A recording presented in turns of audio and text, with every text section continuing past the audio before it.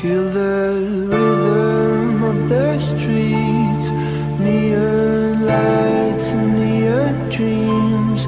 Bloody face, they feel no pain when there's so much more to gain. Hunting season, if you will, tell me where'd you rather be? I can hardly see the moon, hope we'll get there pretty soon. Trying so hard to release you out of the misery. Hold on to your wishes if you can't hold on to me. Forgive me for letting you down. Forgive me for letting you down again. I guess I'm not strong enough right now.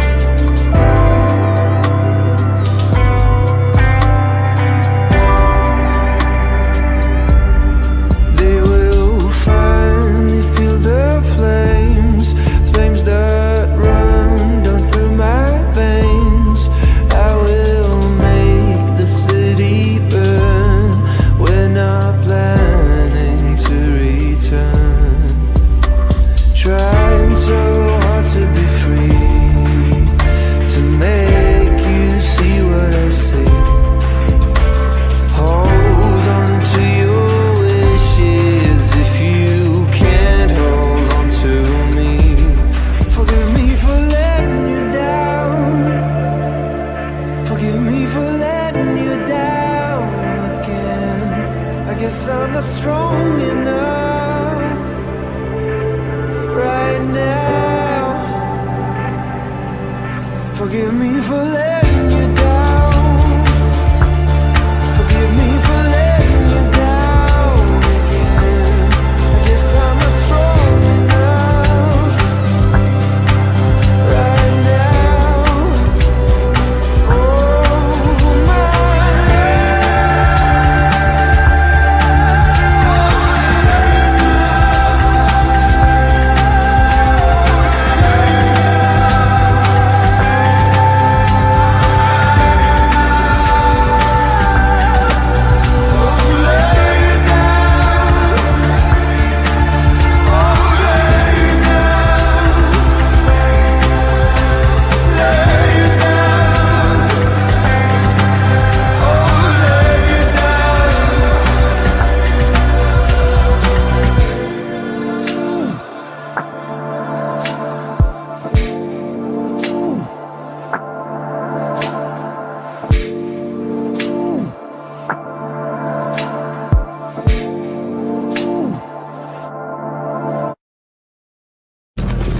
Wake the fuck up, samurai. We have a city to burn.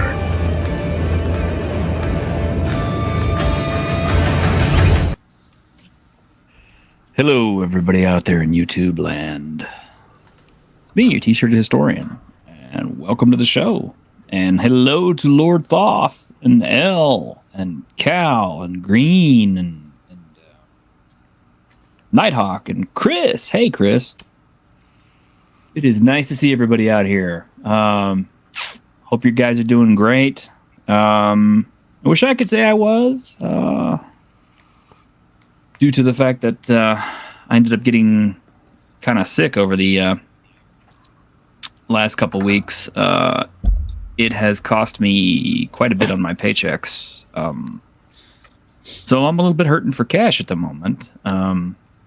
No, I'm not in any danger of losing my house or having my electricity cut off or, not being able to eat or anything. But it's just like, and I'm not begging. I hate to beg. So if you enjoy what we got going on tonight and you feel like, being a little bit generous, I'm throwing the tip jar out. And Gonna, probably tap it a few times during the show. Any little bit you got helps. I mean, we're not monetized yet, so it's not like we're getting anything from YouTube. And I don't have all those really cool tipping options, for highlighted text and all that cool stuff yet. We're working on it. We're getting there, but slowly but surely. But we ain't there yet. So if you feel like throwing us a tip, we would love getting it, because right now I could really use it. Anyway, let's take a look at our panel today. Ping. There's our tip jar right there. What's up, dorks? Yeah. Mostly poop. Poop is up. Yeah, it's up doors. Up most people. Oh my god, I got Nerva in here. Nerva! I love you, dude. Ko-Fi is quick and easy in your experience. Really? Okay, I might try Ko-Fi. Oh my god, it's Nerva. I love you, guy. And yeah, I miss the Joshua Graham stuff, dude. I really do. It's very difficult to get money on Ko-Fi, from my experience. Uh-oh. But you can try. Oh, the nerve of that guy. $10 is better than nothing. Nerva's awesome. I'm just kidding. Yeah, he is. Okay, so I had before we really get started down and dirty, I did have an interesting question pop up today in my own chat. My dear friend Dying Breed, who is not a miniature painter, actually asked me what kind of paints and stuff he should get for doing up his miniatures. So rather than just answer him in chat, I figured you're going to turn another one to the dark side, aren't you? I'm going to try. Okay. This is like the cheapest black primer that you can get. I don't generally like this one because it tends to leave kind of a sticky residue.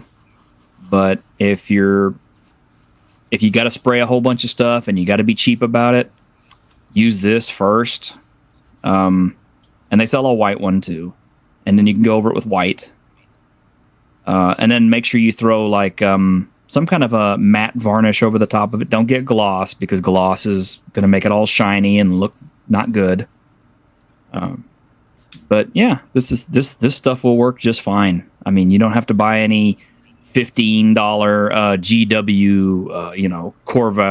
Corvax black or any of that crap. You just don't have to do it. Go for Apple Barrel.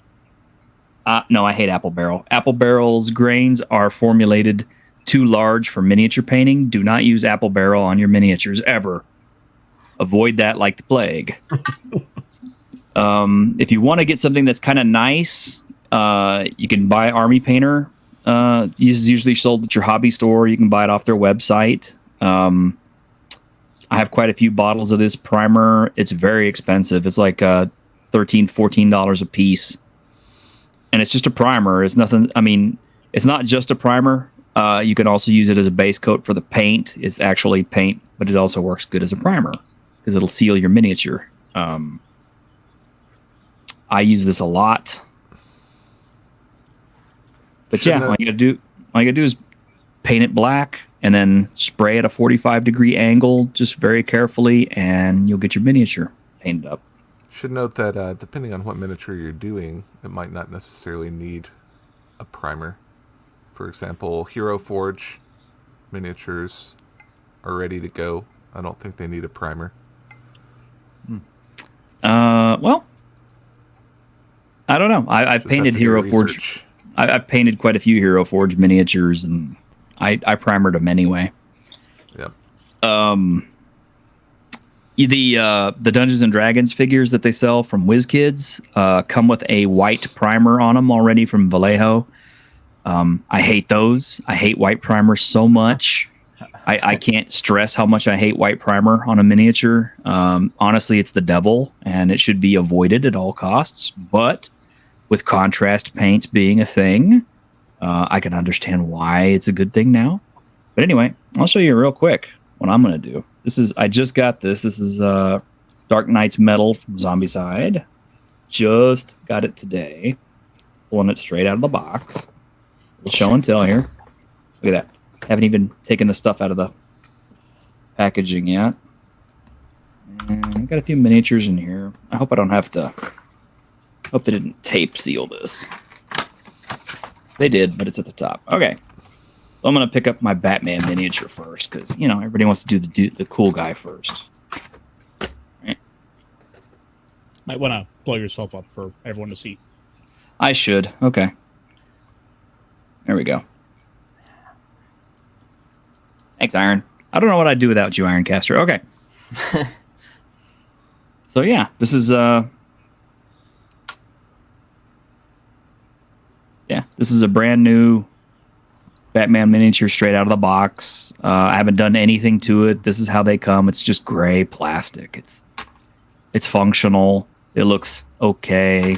It's just you know, we don't like that. So what I'm gonna do is first I'm gonna stick them on my hobby holder because, you know, I'm fancy and I gotta have a hobby holder to paint. And I don't want one of those gum jelly ones. I've tried those. These are $10. You don't have to have one. They're not absolutely crucial, but it sure beats trying to hold a miniature with your fingers. This is the primer I normally use when I'm not spray painting.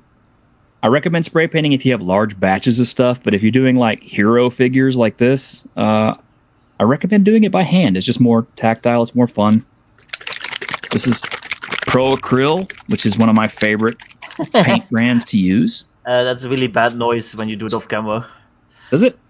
just Does it get you excited? Just your hand moving off camera, like the shadow moving rapidly, and then that wet noise made me laugh. Oh. Did it get you excited, Victor? I'm yeah, sorry. of course. Yeah, exactly. Yeah. That's majestic sounding paint right there. Yep. This is Slop. this right here is just an ordinary bottle cap. You know, I got tons of them because I just keep my bottle caps from my tea. Nothing That's special. not tea. It is tea. It's No. not tea. I'll drink it on. Well, okay, it's not British tea, but all right. Start Get the brush. Go over it real quick and dirty.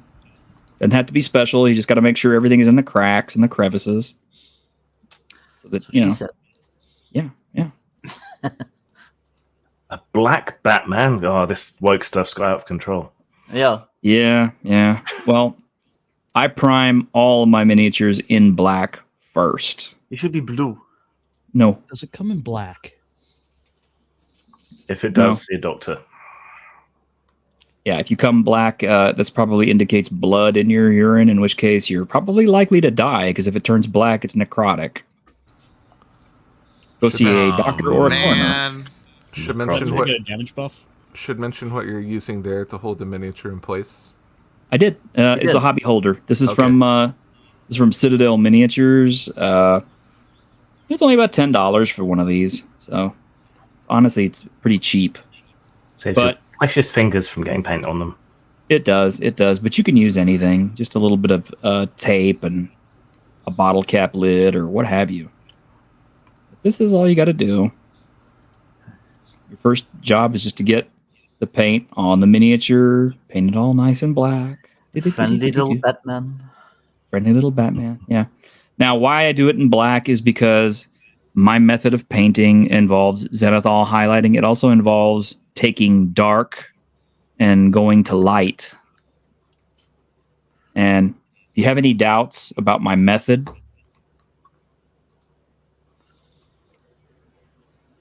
that's what that kind of work will get you. That's the kind of achievements you can perform when you go dark to light. Well, one of the other benefits is the dark paint can fill in the crevices. So when you're painting over it, you have them to help fill in those little dark gaps. Yeah, and it kind of helps create shadows. Oops, I missed a couple of spots right there. Hang on, let me get those real quick. Now, normally this particular brand asks that you allow 48 hours for it to dry or 24 hours for it to dry fully. I don't have that kind of time right now. So I'm not going to do that. I'm going to give it maybe about 10, 15 minutes and we'll get back to it. And it's not even, I didn't even do a good job of priming this thing because I'm going so quick. So I probably missed a couple of spots and I'll have to get them later. this is not a painting stream. It's a Week in Geek. So there you have it. It's nice and black to start with. This is how all your miniatures ought to look to start with. Okay, so are you using high quality brushes, or what are you using for brushes? This is a nice brush. I got it from the same company, Monument Hobbies. I beat the hell out of it pretty often. You don't have to get one that's this high quality, honestly. I started out with a $5 package of folk art brushes from Walmart, of all places. Comes with 5 tips, like a 5-aught, a 3-aught, a 2-aught, a 1-aught. And those are pretty nice. If you want to graduate to something really nice, you can always spend the extra bucks on something like this from Monument. This will run you about $12 to $15. These are the real deal. These are badass. You can also buy these Army Painter things. I think they're overpriced. But they're not as overpriced as GW stuff. So I'm going to tell you right now. Kids, avoid Games Workshop products. Their miniatures, their paint, their brushes, their accessories are all way too expensive. However, I do like their hobby holder. That is nice. That's $10 and it's well worth it. I've used this for a lot of stuff. In fact, I have the bigger one for larger based miniatures. It's one of the few things I would endorse by them. But I know a lot of people are into Warhamster, so that's probably what you're looking at wanting to paint. But if you're like me and you've managed to avoid the Warhamster craze and you don't want to, have like, $500 extra a month to blow on 2 miniatures from Warhammer, almost no exaggeration, then don't do that. All right. We'll get back to that in just a little bit. T-shirt, it tells us kids what really matters. Yeah. I want you all to be safe. When you paint miniatures. Your wallet matters and saving money matters. Okay. Yeah, that's why I don't do it. Snowdub, if you stick around, Snowdub, you'll see what it is. You'll like it, dude. It's a Dark Knight Batman miniature. And speaking of which, we got Snowdub here, so we got to do the Snowdub thing. Yeah, here we go. Go ahead, skin it. Skin that smoke wagon and see what happens. There we go. Remember, if you save money by not buying Games Workshop stuff, you can give it to T-shirt, who needs money. Yes. Yeah. I'm so broke right now. It's not even funny. In fact, Snowdub, if you would like to invite Nico Glock to come hang out on the channel for 5 minutes, and if he's feeling generous, I'm so broke right now. It's not even funny. But like I said, we need to get you to 1,000 so you can do you can be monetized and you could do like the subscriptions. We can do like members only streams and you can get super chats, like all the cool stuff. Yeah, all of the cool stuff. Then you can invite people on and yell at them about why their painting skills suck. Yeah. And then when I get big enough, I can have somebody on who will completely disrespect the channel, the fandom, and pull his wee out on TV or on the show and get the clip cut. I haven't pulled out my wee yet. Okay, well, don't do that. Yet. No, mine would be bigger. It would actually be an event. All right, I have to catch him when he's had a few drinks. Okay, well, Snowdub, you have Nico's number, so call him, tell him to have a few, and then tune in. But anyway, if you guys do decide to throw me a tip, hey, I appreciate you. I love you very much. Thank you. It is definitely appreciated, and I'll put it to some good use. But I hate feeling like I'm begging. That's why we're doing it for you. Yeah, you guys can beg for me.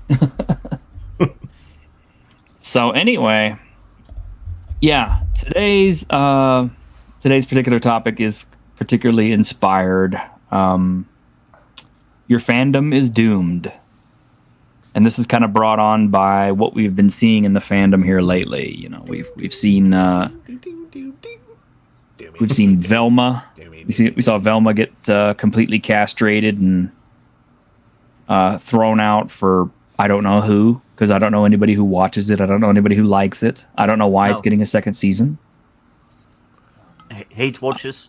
I guess I'm totally I offended. think it was by already like 80% in the can, so they're just putting it out there because they have it. Yeah. It's getting a second season. Yeah. The second season's already inked and voiced. I think they literally just need to edit it and air it. Wow. It's literally just a matter of we have crap in the pipes. We have to just flush out. We have to get this out so we can put in the new stuff. Yeah. Do you know what I could do with a fraction of the money they spent on that film? Do you know what any of us could do with a fraction of the money they spent on that show? We could waste it. Focus on we could waste it, but we could also do some really awesome stuff with it. I mean, you know, we could actually hire people to do good work, for one thing. I could hire artists for the game I'm writing instead of the other options. Yeah, Grimm could actually like get a whole like studio together and like produce, you know, Grimm post-mort games, you know, to a higher degree of quality. To a higher degree of quality. Yeah, you could almost be like Mongoose. By the way, I saw that video and I'm kind of glad that Mongoose is coming around. Yeah, it's nice to have some good news for a change. Yeah, it is. It's not all doom and gloom, guys. But Victor could hire people to paint his miniatures for him. Yeah, he could, or you know, he could hire people to. He could hire people to run interference for him every time he airs a controversial opinion, like I like this particular piece of artwork. Yeah. Or fighters at first level are not rookies. Yeah. Just never tweet about anything that's trending again, April O'Neil. Yeah. Yeah. I mean, you know, just kind of as a side note, if you guys haven't been keeping up on Twitter, Victor has been attacked all week long for various things. First, he got attacked by posting up a picture of April O'Neil as a manga character, which is, I think, from one of the books or something, isn't it? No, it's like some artist on Twitter. Okay, people actually got mad at me for not crediting the artist soon enough. Even though his name was on there. Yeah. They got mad at you for not crediting the artist, and then they told you that you were a phobe and an ist and all this other stuff because you liked it.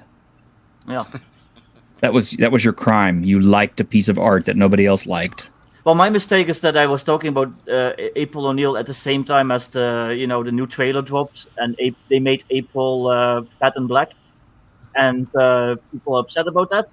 But I wasn't talking about that. I just was like, "Hey, look at this cool picture," and then people assumed I was saying like, "Oh, the fat black one sucked," so they were just calling me. Victor, how dare you not pay attention to every current thing happening? Yeah. To be fair, though, she does so. Yeah, I mean, yes, of course, but that's not what I was talking about at the time. Here's the secret. I don't go to Austin because A, this is Texas, and we have open carry licenses. So you fuck with the people in Austin, and they shoot back. The other thing is, you know, it's Texas. It's a really big state. We have millions and millions of people here. So the fact that we have managed to put all of the crazy in one city is an accomplishment. It's basically just mini California. Yeah. So as far as I'm concerned, you know, we just put a wall up around Austin and we'll be fine. Yeah. It's like a containment zone. It's like, New York and Escape from New York. But it's a self-containment zone because, people move there voluntarily and live there. So. And one day the president is gonna get lost in there, and they have to get Tex Pliskin or something to go save him. Are you a bad enough dude to save the president? Oh God, I love bad dudes. I love bad dudes. Yeah, president of what? You know what I always liked a little bit better than bad dudes? It was Two Crude Dudes. Two Crude Dudes. Yeah. That was funny. I miss those games. I miss having fun video games like that. Well, I mean, we still have a lot of fun video games. What am I saying? But we're going to get to that. We're going to get to that. I'm in a drought, man. I can't find anything to play right now that can keep me. Okay, let's see if we can't fix that tonight.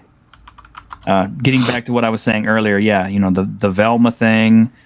the Teenage Mutant Ninja Turtle things with them recoloring April O'Neil. And yes, I said that the way I meant it, recoloring. But because originally she was supposed to be like a half Asian or something. So apparently, the other part of that story was just the revisionist history where people are trying to go back and say that she was obviously supposed to be this like mixed, based on like the girlfriend of I think Laird. Yeah. His girlfriend was mixed ethnicity, and they tried to throw it back to that. And there's stuff on record where he was saying, "No, it's O'Neill. It's Irish." Yeah. The problem is that originally they drew her. Of course, the art was black and white. It was kind of crude, and they drew her with like a curly black perm, like like the Flashdance haircut, or like the waitress. Yeah, the waitress from Cheers, like that kind of stuff. And then people in 2023 is like, oh well, obviously curly black hair, that means you're black. And a tan. Yeah. When I had a monochrome, profile image, people thought I was black half the time for some reason. Yeah, it's just only your soul. Just your soul. Yeah. But apparently Asian isn't dark enough, and I mean if there's anybody who gets if there's an ethnicity in America that gets a lot of shit, it is probably the Asians, because I don't know, they just don't seem to care, or people don't care about them, or people don't know how to market to them, and so people just prop them up and use them. The race swap doesn't even really bother me that much. Put like a hot black chick in the yellow jumpsuit, I'm happy. But why does she have to look like Whoopi Goldberg? Oh yeah, I mean if it was an athletic, attractive, dark skinned woman, I'm good with that. Yeah, you gotta help me out at Channel 6. She's literally been a fit woman for like almost 40 years, and now all of a sudden she looks like Whoopi Goldberg, and we're supposed to cheer. Like, yeah, no. Have they updated her to be a blogger then? Is that what's happening? I'm sure. Yeah, there's no question. She's been sitting down there in the cave with the turtles, just sitting down there eating pizza on a couch the entire time, vegging out to watch TV. Turtles, bring me another pie. Don't body shame me. Don't body shame me. That's actually my same issue with the Equalizer, the new Equalizer show. I actually rewatched the Denzel Washington, the first one movie yesterday. I love that movie. I actually love the original show, but I love the Denzel Washington movies, and I didn't mind that they made like McCall like Denzel Washington. He's black. Yeah. But like, why does it have to be Queen Latifah in the new show? Like, I just don't buy it. I don't like the Queen Latifah thing. Of course, they couldn't pull Edward Woodward to do a cameo or anything like that because he's dead. Yeah. Yeah. Ewa woo woo. Yeah. And wood. But and the sad thing is there were actually black people tweeting out that was embarrassing. They said, because black women take care of themselves, they wash, they look clean, and they do their hair, and so what they were presenting was like, ugh. So I don't get it. If it was an original IP, some kind of cartoon that they were, just making, like Mitchell's versus the Machines or something. Same director, I think, actually, is Mitchell versus the Machine. No one would give a shit. But because you have a storied 40-year-old franchise that has expectations, that's why people give a shit. And I don't understand why people don't like the other side, these people on Twitter and social media why are you upset? It's like, well, I grew up with these characters, and like you're fucking with you're like basically my childhood. It's like there's nothing wrong with having attachments to stuff that you grew up with and like heavy nostalgia for things. Like that's what keeps these franchises going over the years. And it has nothing to do with race. Like, I'm a huge fan of Blade, Marvel's Blade. If all of a sudden it was Danny DeVito in a leather trench coat, I would be upset too. Yes. I would watch that. I would totally watch that. Well, I would watch it, but You'd watch it for the comedy factor, but other than that, you would never be able to take it seriously. Blade. But that's exactly the point, though, is that I personally don't have any problem with gender swapping, race swapping, or anything, as long as it's done correctly. When you're just doing it as this sort of virtual signal sort of thing to be like, oh, look how inclusive, look how woke we are. That just ruins the experience. I've said for a long time, Idris Elba would make a great James Bond. Yes. I don't. He would. I don't agree. disagree. And you could cast him as James Bond. I wouldn't have zero problem with it. But when you just start changing things just because you feel like you're trying to even some score, Yeah, it's like Black Aragorn in the new Lord of the Rings cards, fucking Mad Wizards of the Coast. Like, it's so transparent what they're trying to do. It's like almost sickening. It's just so shallow and pointless and transparent. It just is like so stupid. Like, why would you do that? Like, what is the point? It's all this soulless, like, corporate mentality to it all. It's not done from a place of creativity, but because you can kind of tell that, hey, they have like a diversity quota they need to meet. Yeah, nothing is gained. Many things are lost. Exactly. The bit I don't understand is why people don't feel condescended to. You know, don't feel patronized. Because I certainly feel that way when someone with my issues, gets them grafted onto a character or something. It's like, you don't have to do that to appeal to me. Well, I think they're going to. I think that Lord of the Rings set's gonna not do as well as they think. It's, I hate to say, get woke, go broke, but like they've been doing that a lot with Magic the Gathering and D&D. Like they're just continuing to go downhill. And Jim, people do feel like they're being pandered to. It's just the voices from the people that are supporting that are louder. Most people are like, this is bullshit, blah, blah, blah, blah, blah, and then move on, right? They're not the Twitter crowd that will rail and rail and rail and blow up Victor for a week. So... I was literally going to say the same thing, you bastard. God damn it. I asked AI to imagine what your 80s childhood being destroyed would look like. And that's what it came up with. Wow. Nice. Oh, you're not allowed to say AI. I got it last week for mentioning that. But yeah, no, those people do exist. If you do any sort of digging on Twitter, anytime something like this happens, there's plenty of people of the demographic that they're pandering to. They're like, we don't need this, we don't want this, we want like original characters, whatever. But they just don't get any. Nobody listens to them. Nobody listens to their voices. It's like when they made Ariel black, they like showed all these like clips of like these little girls sitting in front of the TV watching the trailer and like, oh, look how excited she is that they made Ariel black. And then some black mom uploaded a video of her little black girl watching the trailer, and she was like, that isn't Ariel. And the mom's like, why? Why isn't she Ariel? And she's like, she's black. Ariel isn't black. So like, yeah, like the opposite exists as well. They just don't get showcased. I heard a lot of the merch they're putting out is still of the old Ariel. Yeah. Don't forget about Peter Pan. It's and nice to be Tinkerbell. back. Oh, hey, Violence, it's good to see you. And wow, apparently Radiant Citadel has nominated for a Nebula Award. Wow. Oh, did they won? Did they actually won? I don't know if they actually won. According to Violence, he says it got nominated. So they checked the box and said, yep, we nominated it, and something else presumably is going to win. Media. So what the fuck are they doing to Peter Pan? Peter Pan is black, and so is Tinkerbell, and like everyone else. No, Peter Pan's like no. Peter Pan's not black. He's like Indian or something. Indian. Well, the other part, girl, yeah. the Lost Boys. They got Ash to play him. he's Southwest Asian now. Yeah. April O'Neil is black, and for fuck's sake, I leave social media and the world ends. That's okay. So. Race swapping Peter Pan, okay, whatever, I can live with that. But making the half of the Lost Boys girls goes completely against the whole point of the Lost Boys and their dynamic with Wendy. That's like, why just they completely, yeah.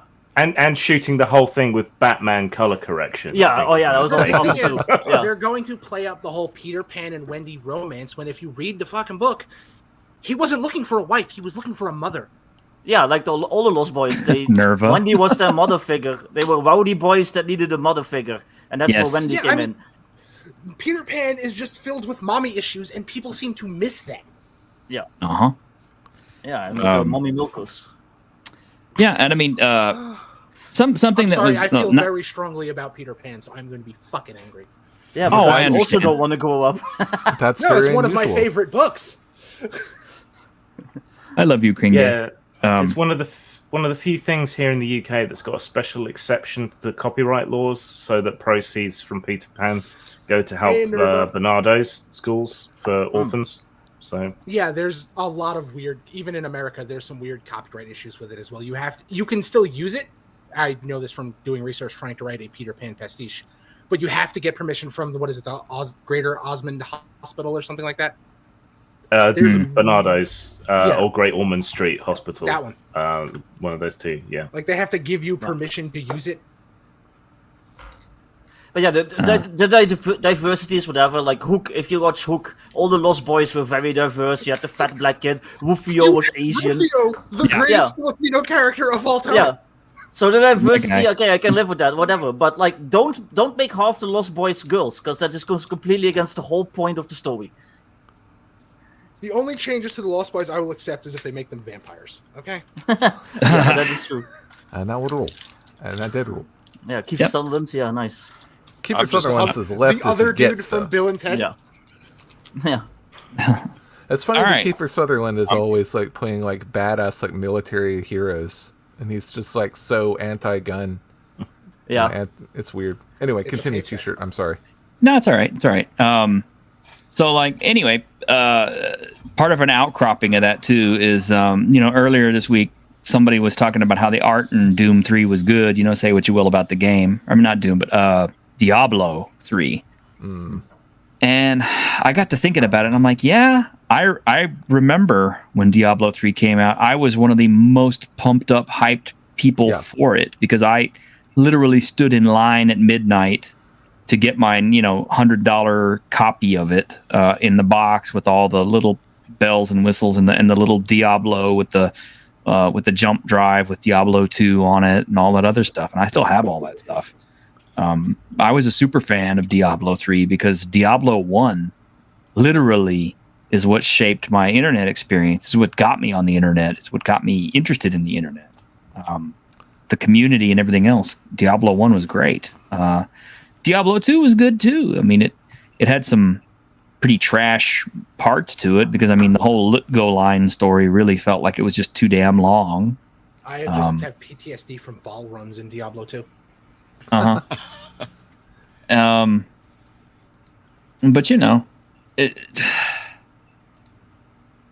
I was thinking about the other day. I was talking to my panelists about it, and I'm just like, Diablo 3 just really wasn't good. And I don't know. I couldn't tell you necessarily what was not so good about it. I just, maybe it was too long, maybe it was too convoluted, maybe I don't know. It just missed a lot of the stuff that made the first one so wonderful. In fact, I will still firmly tell you that the first Diablo is the best Diablo. I'm because a it was huge Diablo scary. 3 fanatic. I've been playing Diablo 3 today. In fact, I was playing it before I came on stream. Right. T-shirt, I love you, but you're wrong. Diablo 2 was better than Diablo 1. Well, I'm not shitting on you, Greg, or you, Kringe, but here's the thing. I was just saying, I was trying to explain. I'm shitting on you. So, like, the reason why it sucks is because it basically was, they tried to mold everything about the game off of the World of Warcraft, what they were doing with World of Warcraft at the time.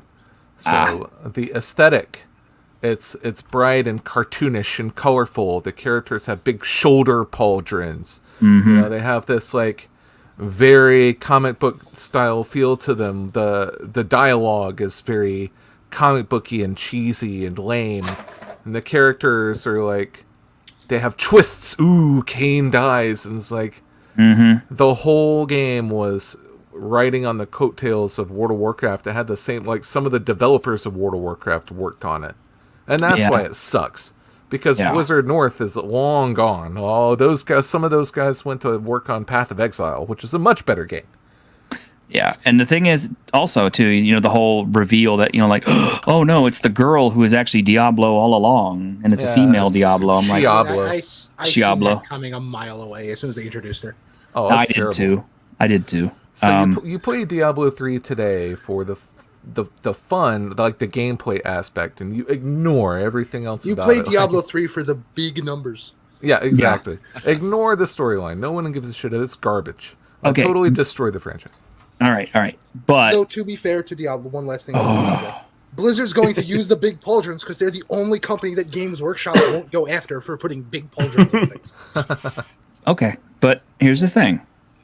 The first Diablo is still the best because it was smaller, for one thing. I mean, even though, the dungeons could go on for quite a while, there was a random element to everything. Everything was, you didn't have any idea where everything was. You didn't know which encounter you were going to have. I mean, were you going to find the mushroom, or were you going to find the sword, or were you going to find, you didn't know what you were going to find every run. Every run was special and kind of different.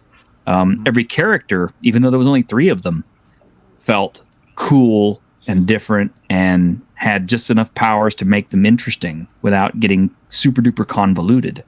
Now, I mean, mind you, the wardrobe choices were extremely limited. I mean, they just changed 3 times depending on the armor that you got. But, that aside, there was something that was more personal about the town. You only had the one little town of Tristan and everybody in it that was really well voice acted. I mean, you can remember all the characters that were in Tristan. I can't remember all the characters in 2 or 3. I especially can't remember the ones in 3. I like Diablo 1. I mean, I agree with most of what you're saying. I think Diablo 1 is the OSR of the franchise. I agree. Diablo 2 is the 2nd edition of the franchise, and Diablo 3 is the 4th edition of the franchise. Oh, it's the modcore version of Diablo? Oh, don't start that. Also, I will not put up with 4th edition slander. And the thing is, it's like, okay, there's not a player alive who did not first play the very first Diablo that's asshole does not still pucker when you hear the fresh meat. Because the butcher was scary as hell. Scary as hell, you're right. I mean, Yeah. And they tried to recreate that in Diablo 3, and it was garbage. Because it was garbage. You enter the butcher's chamber. It's like telegraphed. Like, this is the butcher's chamber. You're about to enter. You click on it, and it's like, ding! Would you like to enter this instance? And like, okay. And you enter. There's like a cut scene, and it zooms out, and like it's like intro. It's like, fuck this shit. It's like, this is some bullshit. His mechanics weren't even all that interesting. No, it's garbage. And that's probably part of the other thing too, is the fact that they tried to change up all the boss fights to feel more like World of Warcraft, instanced boss fights with stages. Yeah, even if you go by where World of Warcraft was then, the boss fights were a lot more complicated than they were in Diablo. And that's what you get when everyone who worked on something originally and built it from the ground up to be like a major thing that changed the landscape of the culture and the gaming like forever. Like Diablo and Diablo 2 changed the whole genre. And then all those people left, or they got fired, or their company died. And then you have newcomers who come in and just try and pick it up, and they have no clue what came before. They don't have the experience, and they don't have the talent. You see it with Wizards of the Coast, Blizzard Entertainment. You see it with EA Games, even id Software, Bethesda. Like, all these people, these newcomers, they come in and they try and, they pick up something that was amazing, that was, like, groundbreaking in its time, and they don't know what to do with it because they weren't part of it.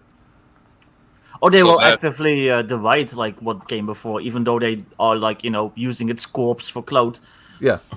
So I think that Greg just completely encapsulated the entire topic of this show in like 30 seconds. He did. Okay, well, we're done then. Okay. Yeah, we can go home now. Well, I mean, I mean, he's right. I mean, we're talking about the death of fandoms, and that's probably the biggest, if not the ultimate cause of all of this. And it's not just video games, because that applies to stuff like Star Wars, Star Trek, Doctor Who, like people that come in and basically just abuse what came before for their own, weird agendas. And no matter what avenue we want to look at, whether we want to look at video games, now I'm in Tristram. Whether we look at video games, whether we look at movies, whether we look at role-playing, the problem isn't that things continue and iterate. The problem is that there's no respect for the pain, blues, and agony for the folks that paved the path. Yeah, exactly. You know, we don't look at the lore.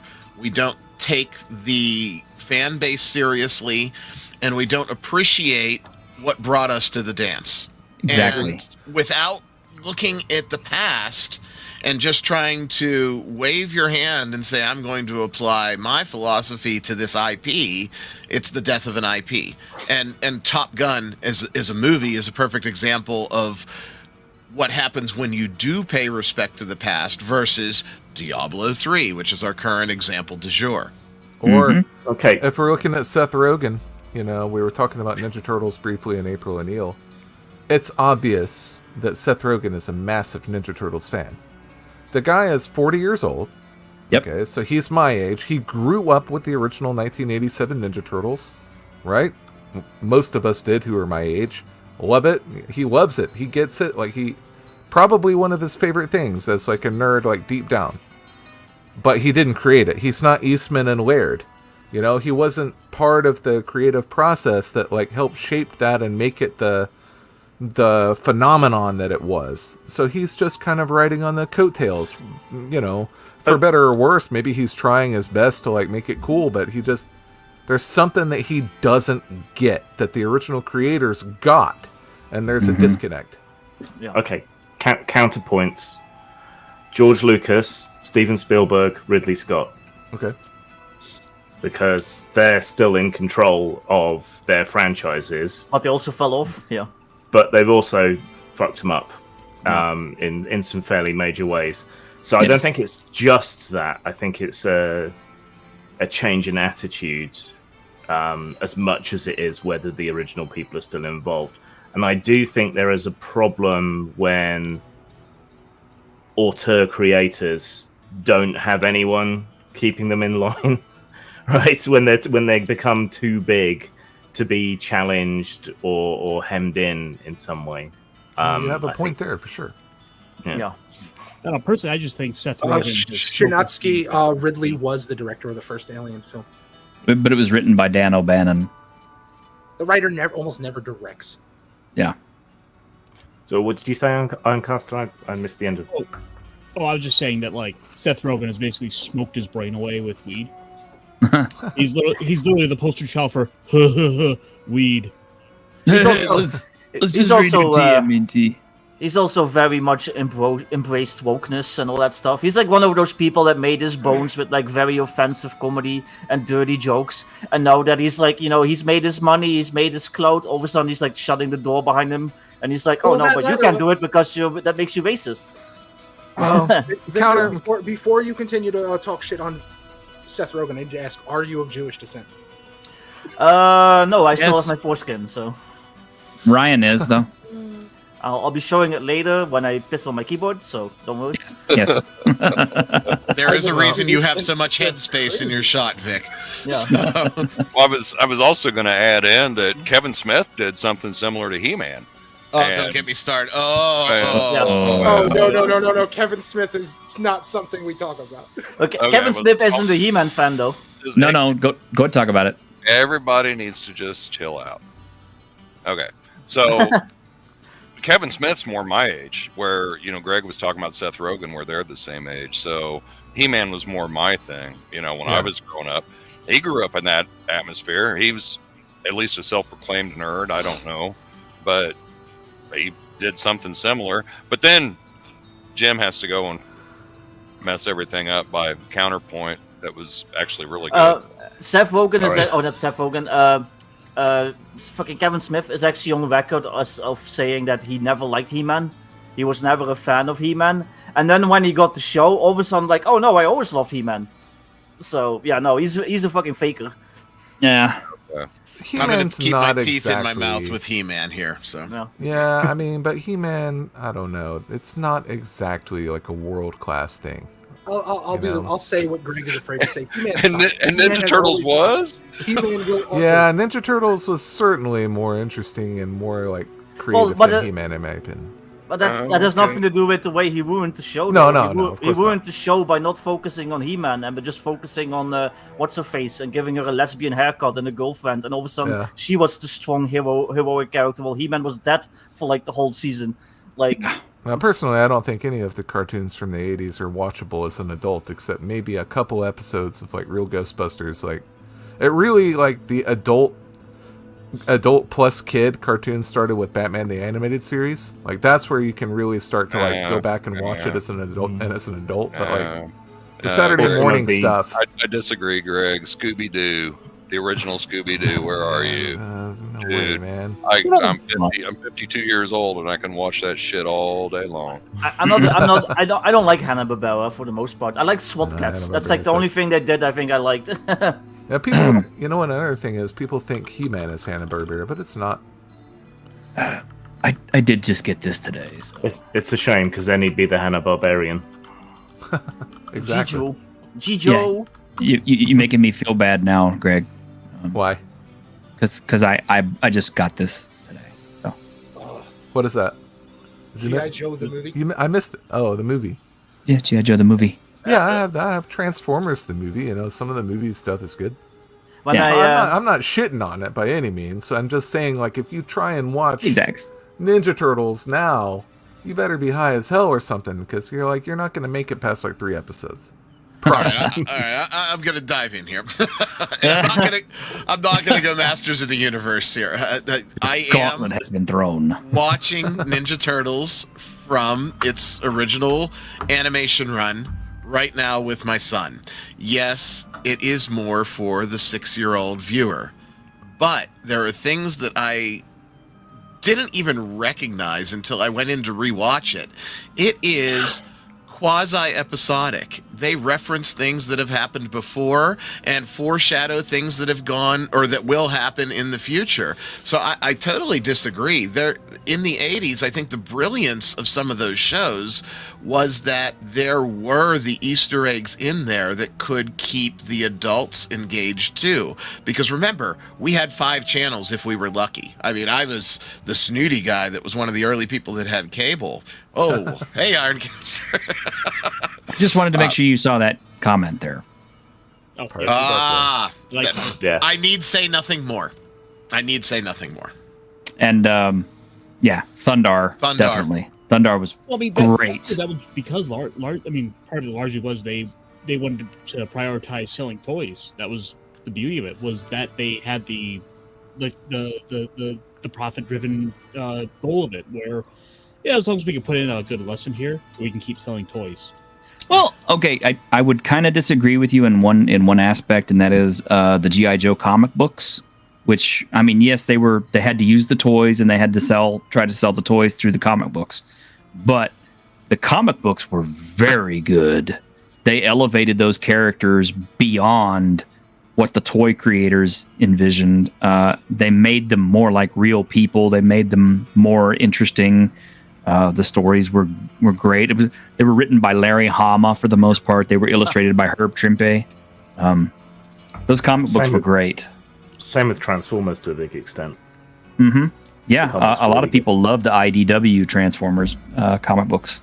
I was going to say, from that generation of TV 80s cartoon, a lot of the IDW translations in the comics really put meat on the bone for those properties. The IDW Masters of the Universe, which was the precursor to the 2000X reboot, which was fantastic, by the way, really fleshed out those characters and provided those insights into the psyche of some of those major characters. See, that's why I like the IDW Ghostbusters, because it's got references to the movies, and it's got references to the cartoon, the obscure stuff, and even the Extreme Ghostbusters cartoon. Like, it's got cool references to the whole franchise. That's what IDW does. I like their Ninja Turtles as well, but that started to go downhill when Sophie Campbell joined and turned it into like a furry fan fiction or whatever. Hey, I just finished the Ecto 1 model. I should go and grab it real quick. Yeah. Oh boy. The best Ghostbusters is the one with the gorilla. Oh yeah, who made that? God, what was the name of the company? That was Filmation yep, as Filmation. well. Yeah. Yeah, I was that's why the always so cartoon had upset to be when called The Real Ghostbusters. yeah. That is the reason they had to change that title. I literally just dug out a whole box of my old G.I. Joe figures the other day from the closet, and I was just like, oh man, I remember all these. And I could almost name all of them again. When I was little, one of my friends, their mom, Dutch lady, she always said G-Joe. Oh, you guys playing with your G-Joes? Like, yes. My grandmother used to say that too. Of course, she was Cuban, so. Yeah. Oh, look at that. It's an ecto. Nice. I had the toy from the 80s. Well, there aren't whales singing. I'm just putting music in the background, okay? Deal with it. Okay, I put a new thumbnail. I put a new thumbnail up. Okay, I gave the title to the video. What else you want, L? Do you want to come on the show, L? We'll let you on. I think L should come on the show sometime. L should totally come on the show sometime. But yeah. But to kind of get back to the original topic at hand, I was like, your fandom is doomed. And it doesn't matter what it is. I'm a huge Punisher fan, and everybody knows that I have stopped buying Punisher comic books because of what they've done with the character lately. It's not the first time, though. There were several times when they tried to change up the Punisher, and I just quit reading it. Like when he went to hell or whatever, and then he got like became an angel. Powers. Yeah, when he became an angel, when he stopped killing people. He actually had a moment where he had Bullseye dead to rights. And Bullseye is one of the most horrible assassins in all of Marvel, who's killed a ton of people. He's a through and through bad guy. Dead to rights, could have shot him, executed him, killed him right there, shoots him through both hands. I'm just going to start punishing you now. And I'm like, fuck this shit. I'm not reading this shit. That's the problem you have with Marvel and DC and their need for the status quo when they introduce a character that is known for killing criminals. Yeah. There are certain criminals they just can't kill because they need them. That's why I like Punisher Max, because there were no superheroes and stuff for the most part. It was literally just Frank just let loose to murder everyone he came across, and it was great. Yeah. Well, it's like, do you think? Go ahead. No, go ahead. Well, do you think what? Well, I was just musing, we're talking about all these franchises where your fandom is doomed. We've talked about a bunch, some positives and negatives there, but makes me think: is it really our fandoms that are doomed, or is our whole culture doomed? Is pop culture itself doomed? The entire entertainment industry needs to be burnt to the ground, or at least given a big enema. For sure. And it needs to be destroyed. What happened in 1983 with video games needs to happen to everything. Yeah. Because after 1983, the only people who stayed with video games and got into video games were people who loved video games. Mm-hmm.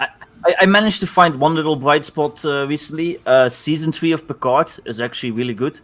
I'm enjoying it so far. I'm actually looking forward to the next episode. And I hated the first 2 seasons. I never even finished the second one. It was dog shit. But this third one is great. They've got a new showrunner who actually seems to understand Star Trek. It's very character-driven. They're actually giving respect to, the legacy characters. There's some holdovers from the previous seasons because, they have to acknowledge it. Picard is still just a positronic person now, which is stupid. But they try to limit the mention of that. But yeah, it's actually really, really good. So you don't have to have watched the previous seasons to enjoy it either. So yeah, check it out. And they put a lot of handcuffs on Frakes too as a director, which helped. I mean, I like Frakes, but I hate him as a director. So yeah, but I like his character in this, and I like that he actually has some moments with Picard now, because every time, because the most popular characters were always Picard and Data, everything revolved around them. Every time they did a movie or whatever, and Frakes was always just kind of there. I don't know. The Riker leg lift was always a favorite of mine. If you watch the first season of The Next Generation, Riker was clearly supposed to be the character you follow. Yeah. Yeah. Well, we know that show changed a bunch, but see, hear me out here. Okay, so right, our title today was your fandom is doomed, and like I said, this extends to everything. It doesn't matter what it is, whether it's your favorite comic book character, your favorite video game character, your video games, or your movies, or your TV shows, or it doesn't matter. I'm pretty sure if we want to, we can find an example of at least one thing that we all really enjoyed that has been ruined by modern Hollywood creators, producers, whatever, people who really don't respect the source material, or people who are trying to use an old IP to flesh out new ideas, which are terrible. Lord of the Rings, Grimm, and it doesn't matter what it is. It doesn't matter what you love. It's going to be destroyed at some point. It's going to be doomed. So far, Conan has avoided the axe because Frederick Malmberg is really hardcore, making sure that nobody messes with Conan. But boy, they do everything just short of that. Same with Back to the Future. Zemeckis keeps blocking remakes. Yeah, but he's gonna die someday. He's gonna die someday, and it'll be out of his hands. Look what they did with Lord of the Rings after Christopher Dolken died. Yeah, and the musical is going to open the up day after Anne Rice died. Yeah, yeah. The only thing I see that still has a glimmer of hope, and it's changed a little bit, is it just escaped me. I was also going to mention Foundation. They absolutely destroyed Foundation. Mm-hmm. And I was Isaac Asimov's Foundation. Apple TV show. It was on Apple. I didn't watch it. Was it bad? No. It started out great. Yeah. It really did, but it. Yeah. I got to the end of episode 3 and I never picked it back up. I've never finished it. That's how. I mean, that was my opinion of it. But I adored those books. The other thing I was going to say is Dune has somewhat survived, even with the Denis Villeneuve. Yeah. Denis Villeneuve. I actually like the Villeneuve movie, but I'm with Victor on that one. I actually enjoyed it, but I've never read the book, so I did. I thought it was 3 hours of very cold, emotionless CGI with actors going through the motions and no life. What's that do? The Dune movie. The new one. I did not like it. Okay. I quite liked it because, like Foundation, it's more about the ideas, right, than necessarily the characterization. And that universe is very cold and dark, so I kind of fit. Yeah. But I like here's the thing. Movie. I like the kind of the reimagining visually of it. I mean, I know a lot of people say, "Oh, you're using the wash tones, you're doing this and that," and it's it's kind of tropish and maybe cliche, but I think it fits. It was also visually stunning. Let's be honest. Visually it looked great. It was probably one of the two best looking movies that year. It looked like the best looking AI art painting I've ever seen. The acting. What do you want? The acting was not nearly as bad as I thought it was going to be. I want I didn't go in with high expectations. I want the 84 Dune. I want the one with all the actors getting over the top and. Yeah, but I mean, I don't get me wrong. I love David Lynch's Dune, and if you ever can track down like the 5 or 6 hour version, that's so much better. But David Lynch, man, I mean, yeah, it's just it's too weird. It's too over the top. I mean, Baron Harkonnen, for example, is like was great. No, he was not. Did you read the book? Did you read the book? I read the book. You are so beautiful to me, my Baron. And you watched David Lynch's Dune, and you thought Baron Harkonnen was great. Well, I mean, it's just he was a very he was almost a cartoonish villain, and I kind of liked that. You're entitled to your opinion, and that's fine. And if you did, I don't hate you for it, but I do. I don't get it. Well, I liked the Baron in the new one, but again, I've never read the book. I never seen the Baron in the new one. The Baron in the new one is closer to the book. I like the Baron in the new one too. The only thing is, he only had about like 4 lines, and then got thrown into a black vat of crap. Well, you gotta wait for part 2, man. The newest movie wasn't that like half the book? Yes. Yeah. It was. Yeah. It was. Also, there's a lot of CGI, but like, what is the other choice? Like practical effects? They don't know how to do those anymore. It would just look like a sci-fi show. Shinatsky nailed it. Yeah. Yeah. It's I mean, I think bringing up Dune and Tolkien to another extent brings up another aspect of this that I don't think we've necessarily touched on. Like, pop culture was never meant to be forever. It was meant to be a cheap, disposable, throwaway entertainment for the masses sort of thing. It was never meant to last. And it has, because some of it has been really good. But we've also had a problem in pop culture that the people who are creating it desperately want to be taken seriously, particularly in science fiction. And you've seen how that's gone on the Nebula Awards and things more recently. But the establishment, the literary establishment, is never going to take genre fiction seriously, no matter how many Dunes you write. It doesn't matter. They will steal your ideas and do other things with them. But there was a time when Shakespeare was pop culture, and so was Charles Dickens was pop culture. Yeah. Mm-hmm. But Charles I think Dickens was like the shallowest shit imaginable with the Christmas fucking all that stuff that he made like 8 Christmas books or some insane amount. Something like that. Yeah. Yeah, it's like people don't realize unless you've been to school that like Charles Dickens was like the most shallow pop culture guy that there was. But now he's the greatest literary genius. He was like the Hallmark Channel of his day. Is that what you're saying? Exactly. Pretty much he was. Well, it doesn't matter. I mean, the guy's works is still, literary genius, and it's remembered, and it's treasured, and it's loved because it's good. And that's how we'll feel about Star Wars and Alien and all this stuff. That the original stuff, but not what came after.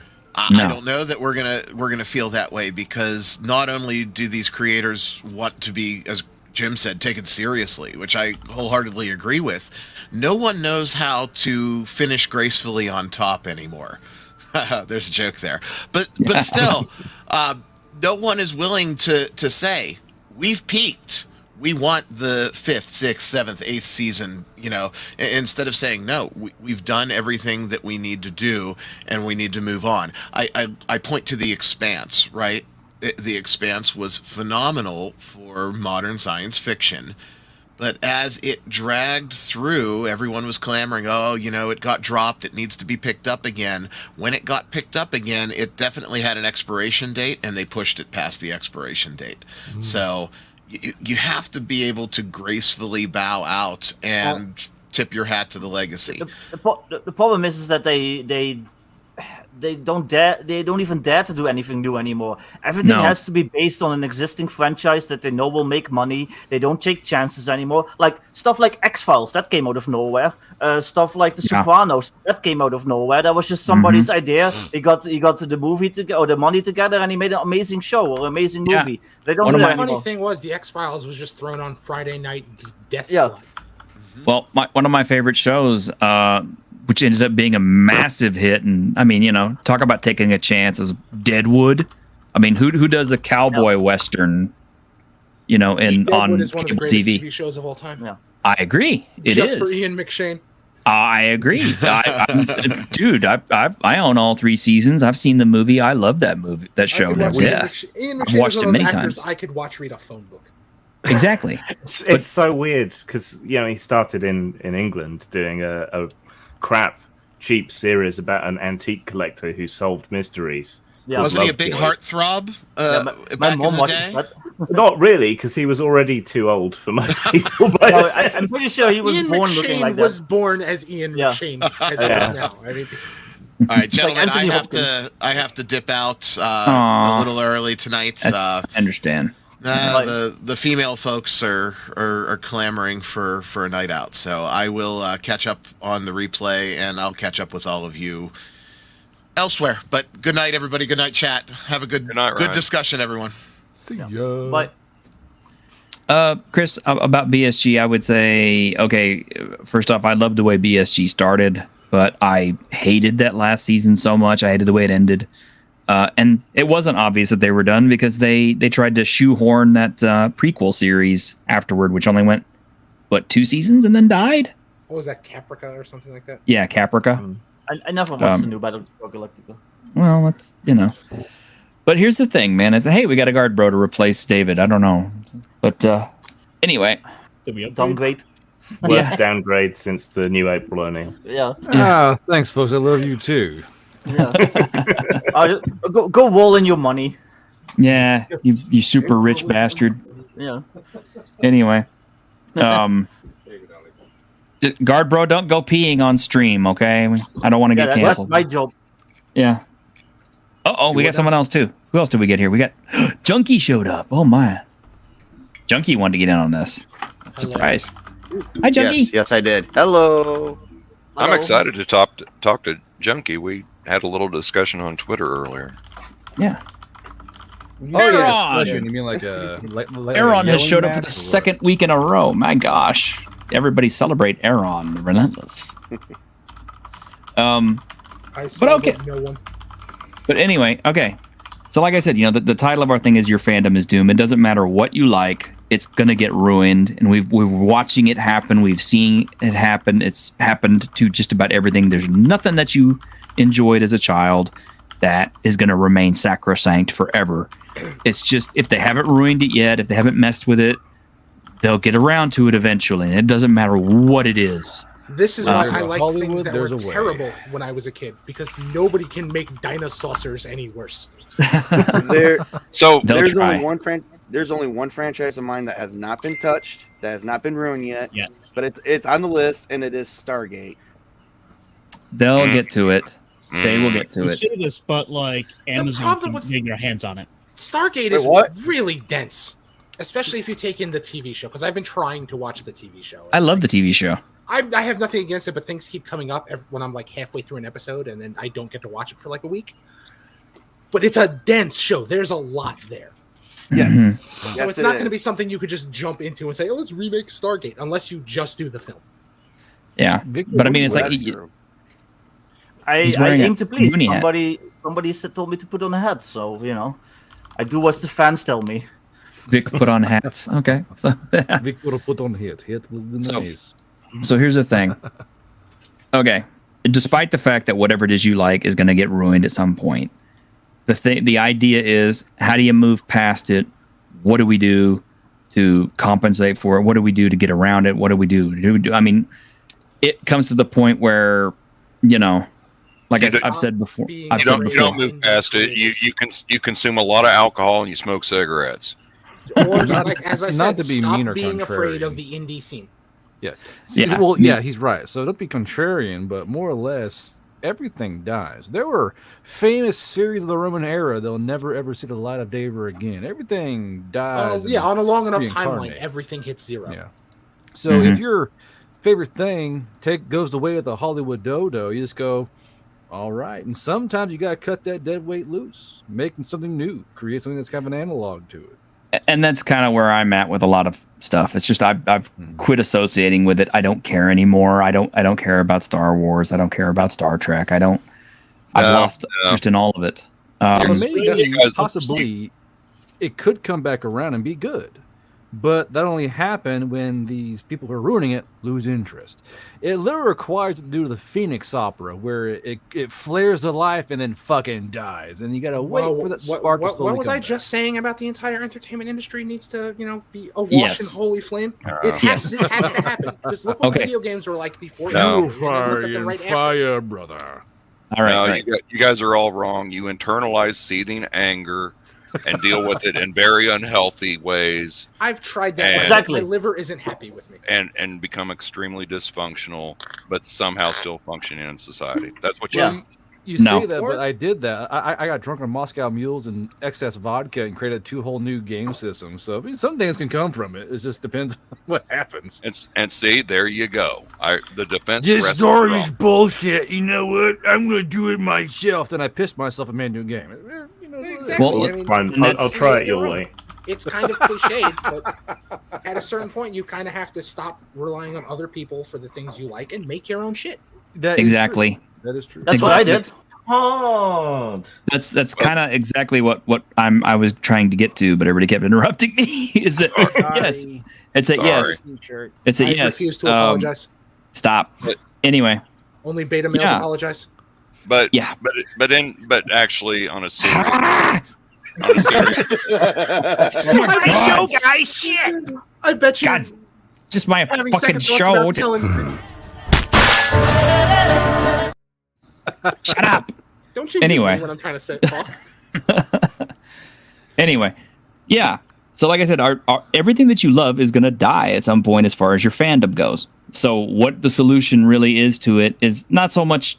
I mean, yeah, you can ignore it, and you can divest yourself of it. But the thing is find other things, because there are still things out there to love. There are still people out there who are creating things out of love that are waiting to be discovered, but they just aren't getting the press or the views that they need to. And that's why it's important for people like us on our YouTube show and people on Twitter and anybody else who has a social media presence of any kind whatsoever, no matter how big, no matter how small. All it takes is one guy to tweet out, hey, I got this comic book today. It's really cool. And it's from this. And all of a sudden, everybody will notice it. They'll see it and they'll start interacting with it. And that's how you get, you bring back the things that people love. There's Kickstarters plenty out there that you can get into. Veil Riders is a good example of one. Guardbro just said, screw it, I'm going to make my own TTRPG. Blackjack and Hooker. Don't give him money. He already has enough. He has tons of money. But I was actually sorry. Mm-hmm. Oh no, you go. I'll go last. Well, I was just going to say that on a serious note, that's pretty much what I was going to say. T-shirt is my solution has honestly been to just ignore the new stuff coming out, and I just take solace and relish in the old stuff. And so, like, I haven't watched the new Amazon show, the Rings of Power. I just don't keep up with this stuff. If they got a new whatever coming out, I don't watch it. I go, if I want to watch it, I'll watch the old stuff. Now, to your point about the things that are going to be coming out and be discovered, I agree with you, but I think it's mostly going to come from indies. It's going to come from the independents. It's going to be from the really creative people that are doing their own thing, that are trying to make their own mark. And I mean, more or less, in essence, I pretty much agree with you on a lot of that. To use passion as a device, not with one addendum. Guardbro hasn't noticed anything yet, has he? I've noticed. I'm trying to ignore it because it makes me feel self-conscious now. Oh, okay. Let the man make his Eldar, okay? I'm trying to make some space elves here. I'm sorry, dude. I can't help it. I don't have PayPal. I'm so glad, actually, Guardbro, that you're doing well. I am. I think that's really cool that you're, even if you're not making, the Shadow Dark Chronicles level of bucks, you're doing really well. For somebody who does not have that kind of presence and that kind of connection, I'm glad you're doing so well. Yeah, and honestly, that was really good. It is very humbling because thankfully my fans are here to elevate me like that. And I've figured out that there's two ways to gain a foothold or actually three ways really. One's to suck dick. You find someone who's very popular and you slurp their schlong until you are elevated with them. It does work. I totally said it, Aaron. And then the second way is to become infamous. You are just a little shit stirrer, make everyone angry at you, and it is a form of climb where you are so hated that you gain a following of people who also hate the thing and they want to hate watch you and that kind of stuff. That does happen. That's kind of like I told Ironcaster the other day. I said, man, people remember the extremes. They don't remember the middle stuff. They don't remember everything. They remember the really best stuff. They have best of videos. They have worst of videos. They don't have the it's okay videos. Yeah.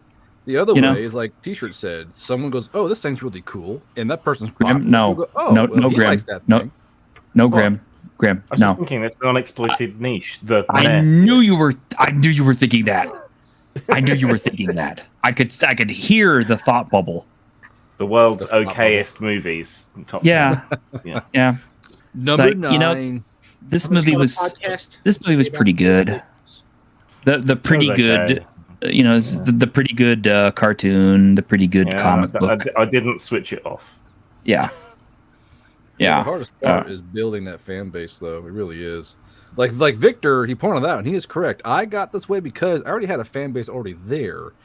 And they said, hey, make an RPG. I'm like, oh, because how it all began was the fans said, hey, make a thing for 5e. I was like, all right, I'll give it a try. I realized that it's not going to fucking work. So I had to make a whole new game around it like some kind of autist. And but compare me and Victor. We're both in the exact same pool of what we're doing, but it's just like it's amazing how important it is to have an established fan base, and it makes things a hell of a lot easier. It's basically a cheat code. It really is. What is that? All right. I'm still All right, building mine, so good. I'm going to talk about this a little bit as we get back to it, but we're going to continue the conversation. I just want to show off real quick. This is dry, so getting to the other half of thing. This is a tube of just regular old Liquitex acrylic paint. This is titanium white. I've actually had this particular bottle since college. I'm deadly serious. It's literally like almost. It's over. Well, what is it? What year is it? 2023. It's over 23 years old now. This bottle can vote now. It can. It's old enough to drink. It could go have sex with your mom legally. So, yeah, and it's still you good. Just gotta push aside the fat fold, and you're good to go, brother. Hey! This thing's still pretty trim. But yeah, this is just an ordinary bottle of Liquitex paint you can buy, and I like Liquitex, but I don't always use it. This is a dry brush. That's what it's called. Yeah, you could use a makeup brush, but I like dry brushing. And anyway, yeah, you just get a little bit of. I know what you're doing. You're using the cheat code, ain't you? You're gonna build your shadows up. Yes, I am going to build my shadows up. You sneaky bastard. This ain't a cheat code. This is called Zenithal highlighting. So that's a cheat code. It is. But it works. It works. Okay, so Dying Breed, this is all you got to do. Look at that. Now it's a little thick. I put it on a little bit thick there, but you can kind of rub it out. It's pretty easy. Yeah, you can. I really expected maybe the Victor full to palm do that. there. Just be careful about getting it in the hair. You just cup the ball, stroke the shaft, bro. Just work it out. Yeah. Yeah, but you can All see right. what starts happening. I'm going to have a question when you get done here. Okay. All I'm doing is picking out details with this.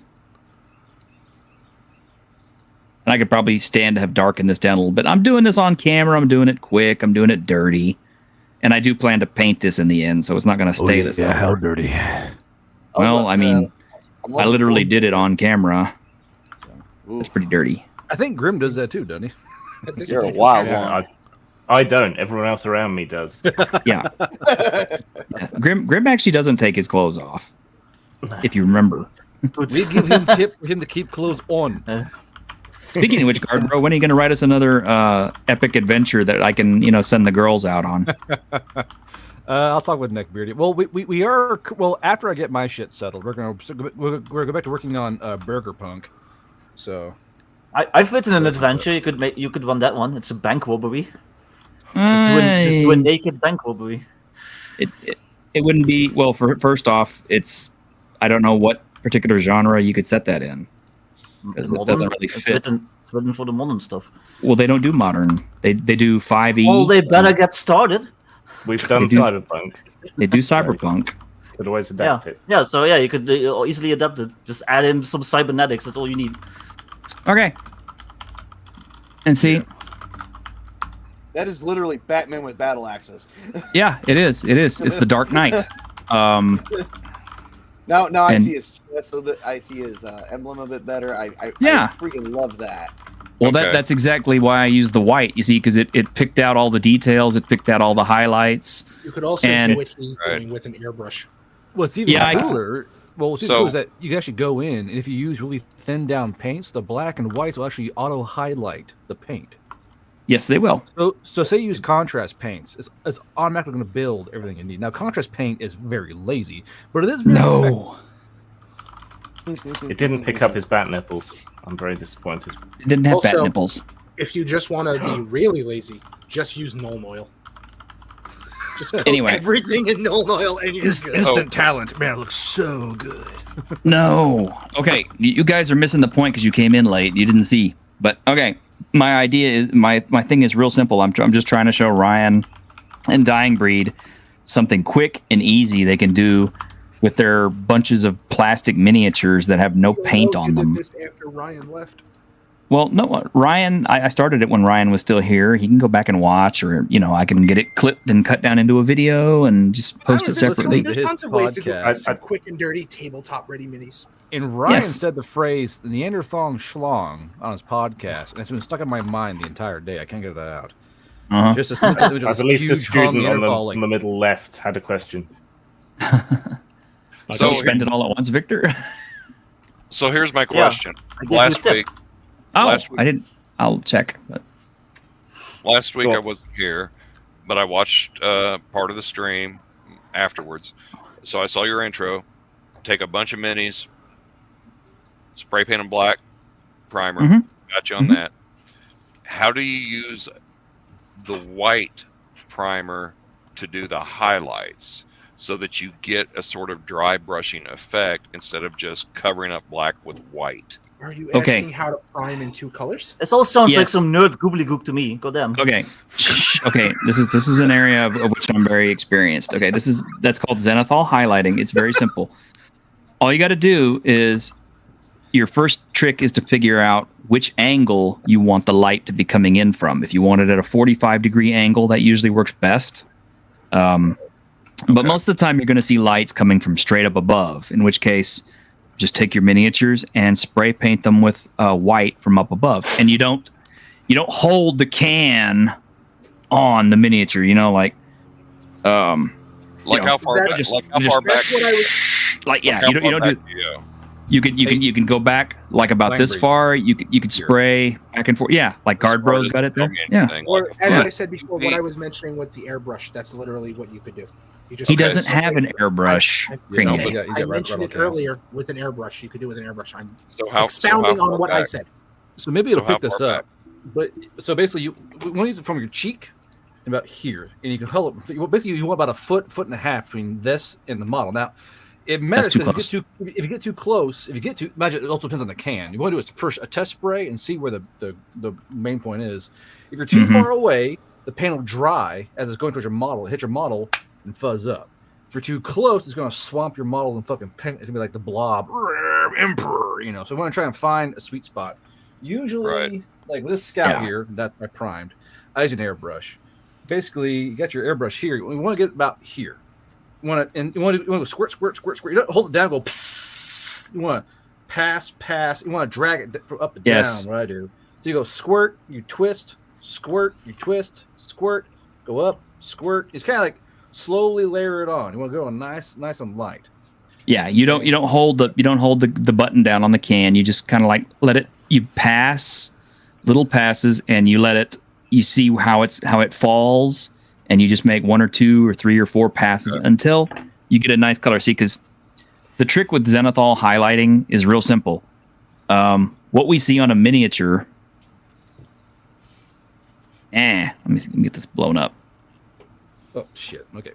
If this is coming from the top, right? If the light is coming from above, the highest points are going to be the whitest points. Correct. And of course, the stuff on the bottom is going to be darker because no light is necessarily penetrating. Right. Okay. So I was just curious how to achieve that effect because like last week I saw your minis and at the beginning of the show, and I thought they looked really good for being unpainted, like really, really good. And I was like, well, I could do that. But I didn't know exactly how to combine the two approaches with the priming. Now, I've done terrain stuff before, experimented a little bit. I forget the guy that's on YouTube that with the insulation foam, the pink foam. I forget his name, but anyway, I watched a lot of his videos. I've experimented with some of that. So I've done some like actual dry brushing and those sorts of things before I get that concept. But to use spray paint to achieve a sort of dry brushing effect, that's what I was unclear about. I wouldn't try and do that unless you have an airbrush. Because if you do a black and then a white, you run the risk of filling all the details. Like you don't go hard on it. You don't go hard, Guard Bro. You just do it lightly. And that's exactly what I was advising him to do, is to use just a couple of rattle cans. You can do it because I've done it many, many, many, many times. I don't own an airbrush. That's why I either just brush on stuff or I use rattle cans. And rattle cans are the best if you're doing lots of the same miniature. Like, let's say most of the stuff I paint up is zombicide. If I've got like 50 zombies and they all pretty much look the same and they have the same pose, I'm not going to sit there and individually dry brush and zenithal highlight every single freaking zombie. I'm going to save that for my heroes. But to get a big batch of them done very quickly, just hit them with black and then just hit them with a little bit of white, and you could call it done at that point. You don't even have to get in there and color it. I'll show them what it looks like when you do really thin paint layers. So, like on this girl here, I primed white. If you thin out your paint, like really, come on, camera. You thin out your paint really good, the white will show through automatically.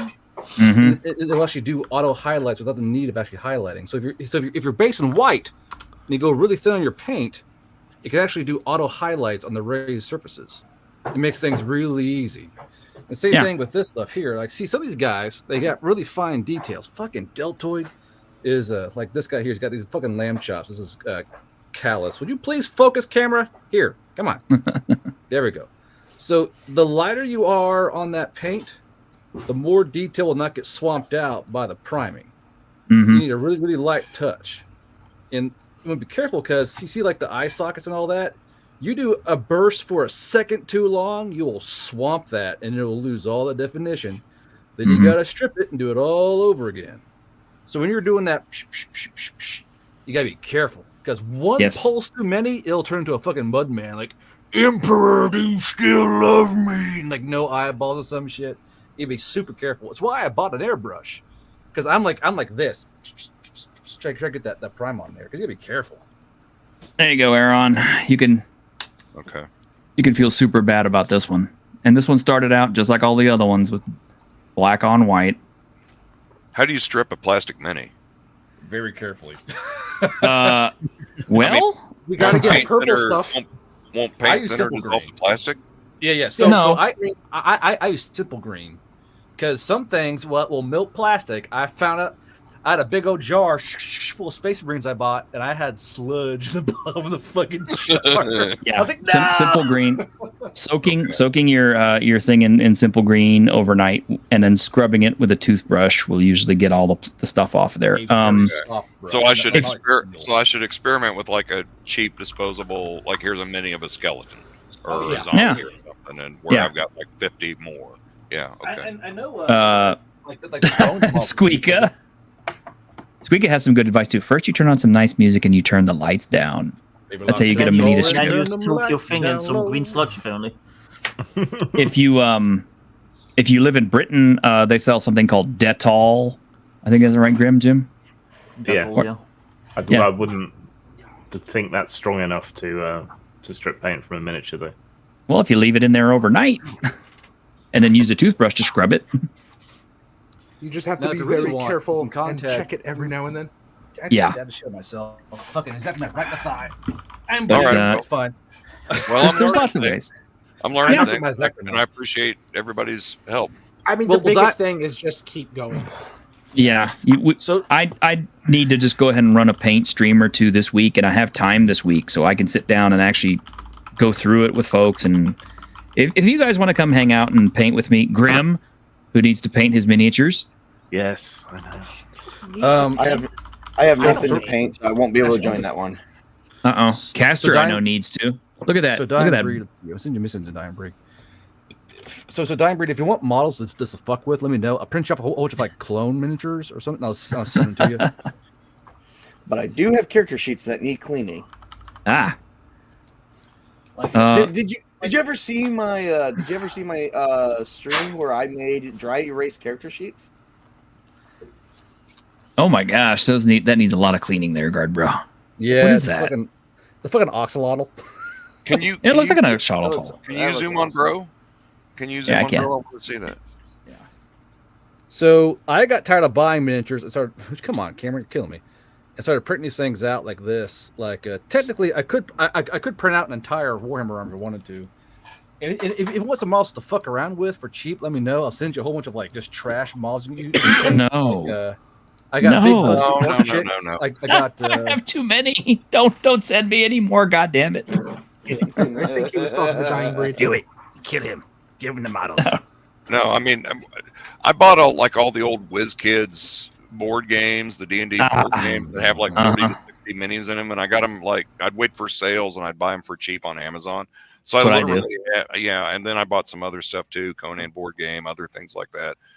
So I've got like 300 to 400 minis, and none of them are painted. Yeah, and see, look, like then I have stuff like this, which is really shameful because it's I got it like started and then I never finished the goddamn thing, and yes, those are penises. Well, someone's been playing Kingdom Death. I love Kingdom Death. Coomer. I love Kingdom Death.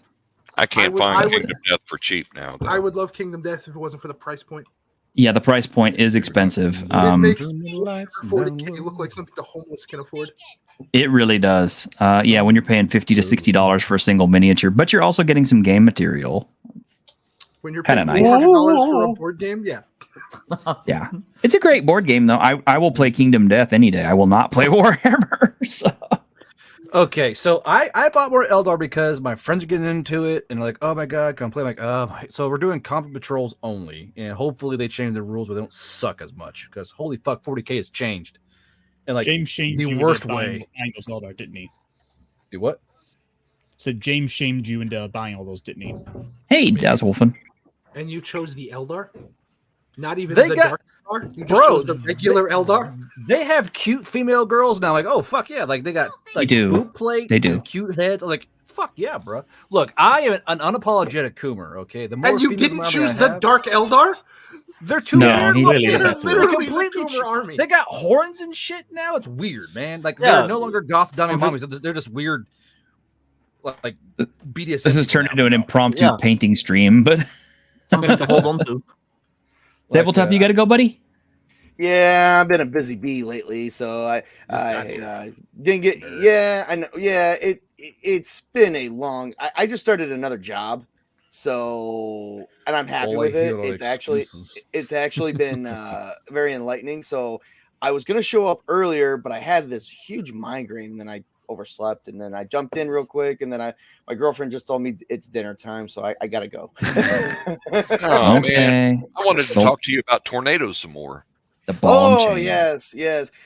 Well, I can just hit like the whole title of this point because I've already told T-shirt my whole thing with this entire stream.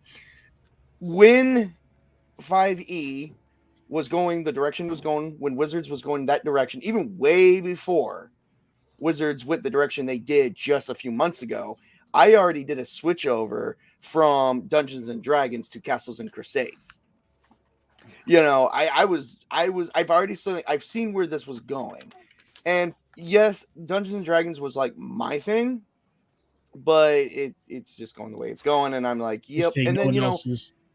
it's like, that's my substitute. I can, what they want to doom all my childhood stuff. Like I know Scooby-Doo's doomed because Velma. got over and we got Velma. Dear Lord, that was I only got through 3 episodes and I choked all the way through the 3 episodes. It was You actually hard watched that? for me to You make. watched it?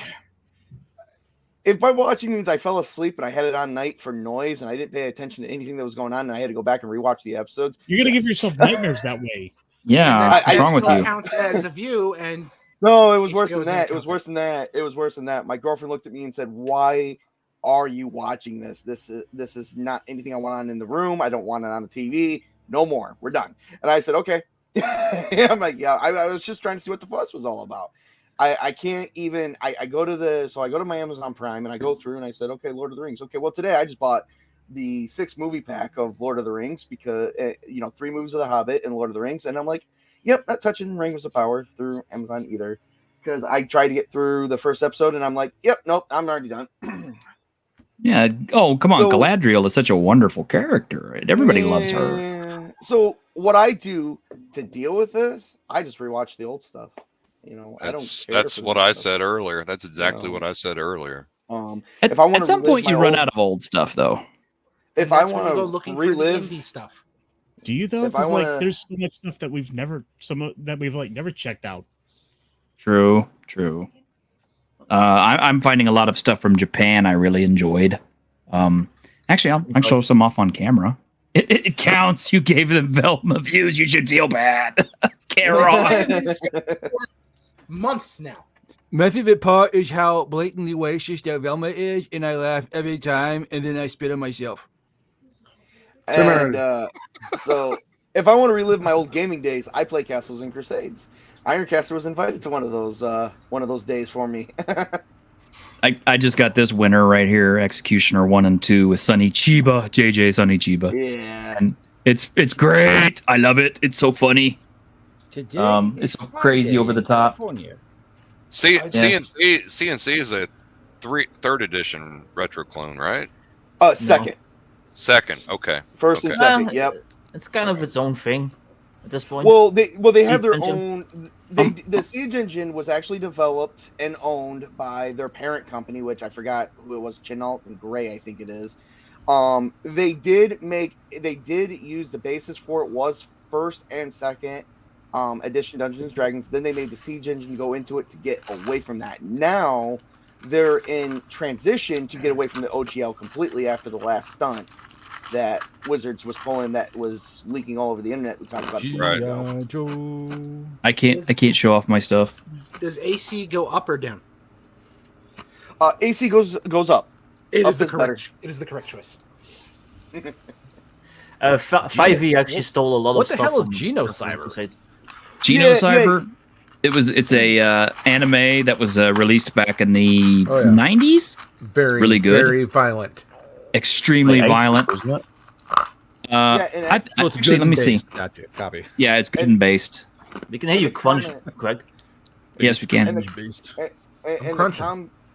and to help build on your comment there, Victor, it was actually thrown out there. I'm not dropping any names, but has been thrown out there even on Twitter that 5e did incorporate aspects of the Siege Engine. Yeah, they stole stuff from it. So that's the what mere you do in fact game that they tried pulling that, even with them, I was like, they're like, oh yeah, no, they incorporated some of our stuff and we were okay with it. No, because you kind of have to be, because you can't really copyright it. I just really like the fact that the guy that was wanting everybody to be careful while painting minis is now showing us extremely violent anime. Exactly. I love That's how Guyver. cool I am. Bio boost The auto duality Guyver. of man. Yes. Well, I'm trying to have a little show and tell, but Teacher, how do you feel about Helsing Ultimate? I haven't seen it yet. But I want to see Helsing Ultimate. And this one right here, I know is going to make Grim very, very happy because I have not seen this since I was a child.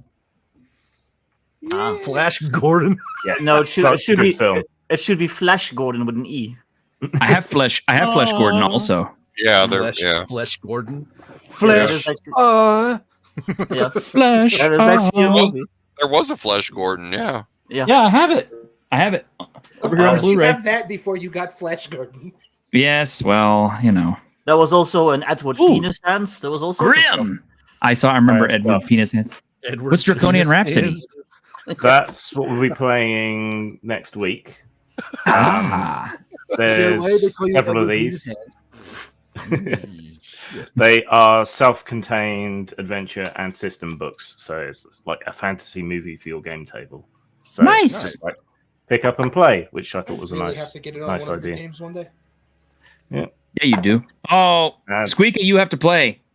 Yeah, I picked up Mouse Guard because it's meant to be easier than Burning Wheel, which we had a bit of a time with, didn't we, Tisha? God. Yeah, I nearly got murdered by a wolf because I was taking a shit. Yeah. As one does. Does. Yeah. I mean, you clearly messed up because you didn't check for wolves first. No, I did check for wolves. I failed every check. He failed on his wolf check. All right, roll to shit. I hope you live. Yeah. Well, and I that's... picked up Forbidden Lands. Oh, I've been wanting to see that one. Been wanting to see that one. It's one of the free league ones. And I also got a copy of Everway off eBay. Everway. Nice. Yeah. Nice. I just recently bought the 4th edition Dungeons and Dragons books. Why? Because it is the greatest edition of all time. Why? Why would you do that? No, And it's not. It is the best version of D&D. Cypher. Fight me. Boo him. Boo this man. I will fight you. It did things that every other edition was afraid of, like cutting down on alignment. Look at that. Aaron's a legit game being out there. Yeah, Everway. it turned into World of Warcraft. Ooh. Oh, gee. Ooh. Like, Yeah, it was a World bad of thing. Warcraft. Think what World of Warcraft was in 2008. You're saying that's a bad thing? Yes. All I know is WoW Classic is getting more play than the WoW Retail, which is still fucking depressing. Is that a mouse you're trying to show? Like, No, that is a dice bag, but my lighting in this room sucks. So, nope. Man, your this my sack dice is really bag. dark, bro. I got. Yeah, there you go. Yeah, get your sack There we go. bleached. Hey, I'm gonna hang it low. There we go. There's your sack hang low. It's so smooth and hairless, man. How do you get that done? Where do you wax, man? With a very My with a nutsack. very sharp blade. Yes, Squeaky. He said second is best. He did say that. Fourth Yes, he is did. best. Fourth No, is no, it's best. not. No, it's not. Second Nobody- sucks because they wouldn't get rid of this terrible shit from first edition. Nobody played fourth. It's not a real game. Wolf Cyclopedia is the best. I would tend to agree. No one likes to L ratio. Oh, would you get? Oh, hey, My that's name is Tanis Will Borg. Cringe. Do you think I give a shit what you think when I say? Fourth edition, best edition. I also got some a few of the things that I ordered like months ago finally showed up. Cool. Yeah, we got Echo Resounding, and this is actually it's supposed to be system agnostic, but it's very much for Scarlet Heroes, which I run this weekend if you want to play. Yes. This was a cheap little book I got from Autark. It's the RN nice. Empire primer. I like It came out really nice. It's for Axe. For some reason, and I would like to discuss this with you, Aaron, someday. Aaron does not like Axe. I'm curious why. What is I haven't. I mean, I Adventurer, Conqueror, King system. It's like an OSR style. You're doing game. fucked up AA. Yes, Ron. it is. It is. I mean, you see, there's the issue with It is why should I buy an OSR game when I still have the Rules Cyclopedia? Because there are lots of them. But what's the point? It's the same system, is what I'm saying. No, Are we it's, discussing Shadow Dark again? no, we're not discussing Shadow Dark. No, Axe is essentially basic expert D&D, but it's geared towards the domain play at higher levels. So the It boring really- shit from Basic Domain and the Rules Cyclopedia. It really focuses on the entire point of the game is to level up your character where you're controlling domains, you're building strongholds and that sort of thing, which honestly is a little bit glossed over in other editions. Because it's boring. Well, That's that's the thing. I'm Is playing it? D&D to Is go it? in the dungeon I mean- and kill dragons, not play SimCity Medieval. But I mean, yeah, if you're playing, is if you think 4E is the best version of the game, then yeah, it's probably boring. It is Yeah. because I want to play the hero. I don't want to play the chatelaine of the castle. Yeah, you don't want to do anything but go around in the dungeon and do that. I mean, you don't even have role play for going into town or anything. And there is no role play in 4E. 4E is pretty much dungeon crawl, go to town, get stuff, So was go back the in the original dungeon. D&D. It was nothing but dungeon crawl. So where's your fucking issue with fourth? Having Because we bases have can be fun though. Look at Yeah. Conspiracy X. That was like a good quarter of the game was doing research and building up your base. this was Sounds like nerd shit to me. Shut the fuck up, Al. this is one I want to point out right here, just because I want to show you guys that not all POD necessarily comes out good. L's comment. Oh, Kringe, can you wipe Matt Colville's testicle sweat off your mouth before speaking, please? Oh my God. Oh my Shut the fuck That's up. how you really feel, L. Jesus Christ. L is the most based individual I've ever met. He's a But cranky old man, and I kind of respect it. He is. But first off, when I got my POD, look at that.